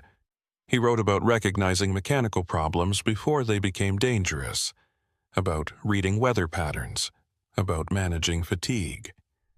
And he wrote about Santiam Pass, about trusting your instincts when something felt wrong, about the importance of documentation and persistence when fighting fraud. The letters were popular enough that his old dispatcher started sharing them with new hires, and eventually they were compiled into a training manual that the company distributed widely. Dinah Mercier continued to run her ranch, building it into one of the most successful cattle operations in Central Oregon. But she also became a voice for rural businesses dealing with predatory practices, testifying before the state legislature multiple times on proposed regulations affecting towing, vehicle repair, and consumer protection. Her story, and Covington's, became case studies used in law enforcement training programs across the country, examples of how ordinary people could take down sophisticated fraud operations through persistence, courage, and meticulous documentation. She never forgot the trucker who'd stopped at her gate that spring morning 2 years after the trial, photos in hand and evidence gathered, ready to fight when most people would have just paid and moved on. And Covington never forgot the rancher who'd spent years documenting abuse, waiting with the patience of someone who understood that justice sometimes moved slowly, but could be made to move if you pushed hard enough and refused to give up. Their paths didn't cross often after that retirement party. Both were busy with their own lives, separated by geography and the demands of daily existence. But they stayed in touch through occasional phone calls and emails, checking in on each other, sharing updates about developments in the ongoing fight against predatory towing practices. When Dinah learned of another suspicious towing operation, she'd call Covington for advice on how to approach it.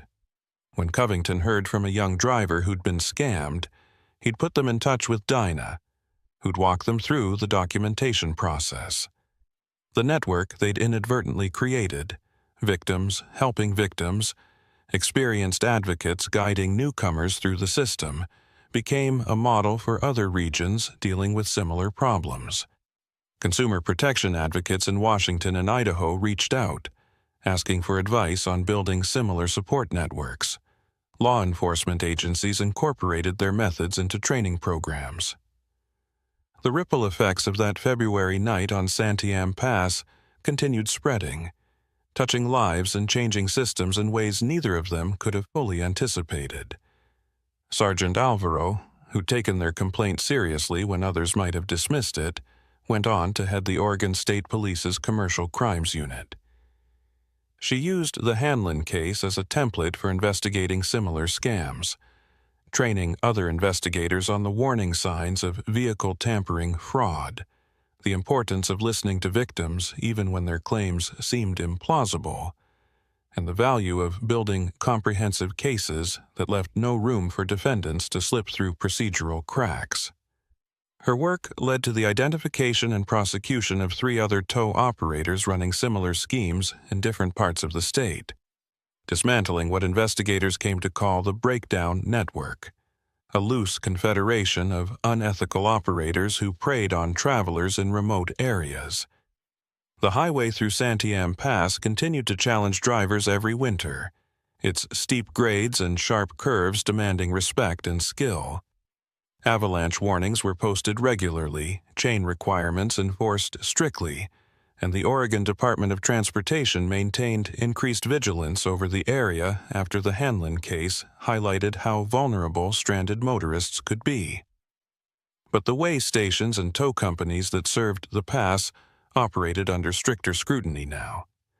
Their activities monitored and audited in ways that made fraud harder to commit and easier to detect. Drivers passing through Sisters still broke down occasionally. It was inevitable, given the harsh conditions and the mechanical realities of pushing heavy vehicles through mountain terrain. But they had resources now, hotlines to call if they suspected fraud, regulations that protected them from predatory practices, a community of fellow drivers who shared information about which operators were trustworthy and which ones to avoid. The road was safer, not because the dangers had disappeared. Mountains would always be mountains. Storms would always be storms, but because people had learned to recognize and resist the human dangers that had once operated in the shadows. On cold February nights, when snow fell heavy on the pass and visibility dropped to near zero, truckers sometimes told stories about the driver who'd been stranded in a blizzard and discovered a scam that had been running for years. The details varied depending on who was telling the story. Sometimes the trucker was younger or older, sometimes the scam was even more elaborate. Sometimes the villain got away or faced worse punishment. But the core remained constant. It was a story about refusing to be a victim, about fighting back when the odds seemed impossible, about the difference one person could make when they decided that enough was enough. Lyle Covington never sought recognition for what he'd done. He didn't give interviews to trucking magazines or appear at industry safety conferences to talk about his experience with Hanlon. He simply went back to work after the trial, hauling freight across the West, doing his job with the same quiet competence he'd brought to it for 3 decades. Even in retirement, he avoided the spotlight, preferring to help quietly from the sidelines rather than positioning himself as any kind of hero or expert. But among drivers who knew the story, and there were many, because stories like that spread through the trucking community like wildfire, he was respected in a way that transcended his years of service or his safety record. He was the trucker who'd stood up when it mattered, who'd refused to let himself be scammed, who'd brought down a predator that had terrorized the mountain roads for too long. His name became shorthand for doing the right thing even when it was difficult, for trusting your instincts even when others dismissed your concerns, for persisting until justice was served. The last time Covington drove through Sisters before his retirement, he stopped at the High Desert Cafe for breakfast one final time. Betty, the waitress who'd first warned him about Hanlon all those years ago, was still working the morning shift, older now, but still sharp-eyed and quick with the coffee pot. Her hair had gone completely gray, and she moved with the slight stiffness of someone whose joints protested years of standing on hard floors. But her smile was as warm as ever. She recognized him immediately and poured his coffee without asking, then leaned against the counter with the easy familiarity of an old friend. "Heard you're retiring," she said. "End of an era. Time to let the younger drivers take over," Covington said, wrapping his hands around the warm mug. "I've done my part." "More than your part," Betty said, her voice carrying genuine respect. "What you did for this town, for all the people Hanlon hurt, that won't be forgotten. You gave us our dignity back, showed us that we didn't have to just accept being taken advantage of. That matters more than you probably realize." Covington shrugged, uncomfortable as always with praise, but he accepted it with more grace than he once would have. Age and experience had taught him to recognize when people needed to express gratitude, when accepting their thanks was actually a gift you gave them rather than something that diminished you. Just did what needed doing. Anyone else would have done the same. "That's where you're wrong," Betty said firmly. "Most people wouldn't have. Most people would have paid up, grumbled about it, and moved on. That's why what you did was special, not because it was complicated or required superhuman abilities, but because you chose to act when action was difficult and risky. That's what makes it matter." She refilled his coffee and moved on to other customers, leaving Covington alone with his thoughts and his breakfast. As he ate, eggs over easy, hash browns, wheat toast, the same meal he'd ordered countless times over the years, he watched the morning light spread across the mountains visible through the cafe's front windows. The Cascades were timeless, had been there long before he was born and would be there long after he was gone. They didn't care about human dramas, about fraud cases and trials and justice served. They simply existed, beautiful and indifferent, a reminder that some things endured regardless of what happened in the valley below. But the people who lived in that valley, who worked the ranches and drove the highways and served the coffee, they cared. They remembered. And because they remembered, the next person who tried what Hanlon had done would face resistance, would encounter a community that knew the warning signs and refused to be exploited. That was the true victory, Covington realized. Not just stopping one predator, but creating a culture where predators couldn't operate freely, where people looked out for each other and shared information and refused to accept fraud as simply the price of doing business in remote areas. As he finished his breakfast and paid his bill, leaving a generous tip for Betty, Covington thought about all the roads he'd traveled, all the loads he'd hauled, all the miles that had passed beneath his tires. The highway had given him a life, a career, a sense of purpose. It had also given him challenges, dangers, moments of fear and doubt. But through it all, it had taught him the most important lesson: that the road belonged to everyone, and everyone had a responsibility to protect it. Not just from physical dangers like ice and sharp curves, but from the human dangers, the predators, the scammers, the people who saw vulnerability as opportunity rather than a reason for compassion. Pruitt Hanlon had tried to own a piece of that road, to make it his personal territory where he could exploit the stranded and desperate without consequence. But he'd failed, because he'd underestimated the people he was preying on. He'd thought they were weak, isolated, easy targets who would pay up and disappear without causing trouble.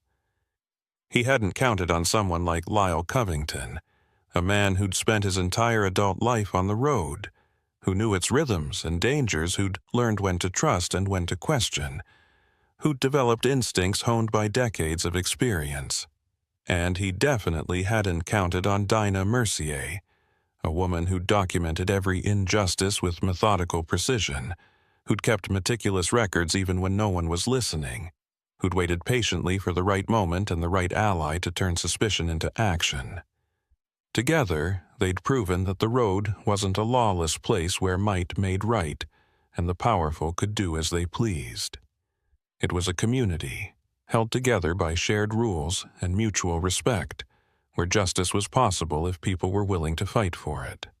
That was the legacy of Santiam Pass, the lesson that would outlive all of them, that vulnerability didn't mean weakness, that isolation didn't mean helplessness, and that one person's decision to stand up could change everything. As Covington walked out of the cafe into the bright spring morning, he looked back one more time at the mountains rising to the west. Somewhere up there, on a curve he could probably still navigate from memory, was the spot where his truck had failed and Hanlon's trap had been sprung. It looked peaceful now, beautiful even, the peaks gleaming with snow under a cloudless sky, a postcard image that gave no hint of the darkness that had once lurked in the valley below. But that darkness was gone now, driven out by light. The light of scrutiny, of accountability, of people who refused to accept that predators could operate with impunity. The road was safer because of it. Not perfectly safe, it never would be, but safer. And that was enough. Covington climbed into his Freightliner one last time before retirement, fired up the engine, and pulled onto the highway heading west. The road stretched before him, familiar and welcoming, carrying him toward whatever came next. Behind him, sisters receded in the mirrors, and with it the memories of that long-ago February when everything had changed. But the lessons remained, carved into him as permanently as the grooves worn into the asphalt by millions of passing tires. Pay attention. Trust your instincts. Document everything. Don't accept easy answers when something feels wrong. And most importantly, you're never as powerless as someone wants you to believe you are. Those lessons had served him well on the road, and they'd serve him well in whatever came after. The highway had been his teacher, his home, his proving ground, and in that moment on Santiam Pass, when he'd chosen to investigate rather than accept, to fight rather than submit, it had shown him exactly what he was capable of. That knowledge, that certainty that he'd stood up when it mattered, was worth more than any load he'd ever delivered, more valuable than any paycheck he'd ever earned. It was the knowledge that when faced with injustice, he hadn't looked away, and that made all the difference.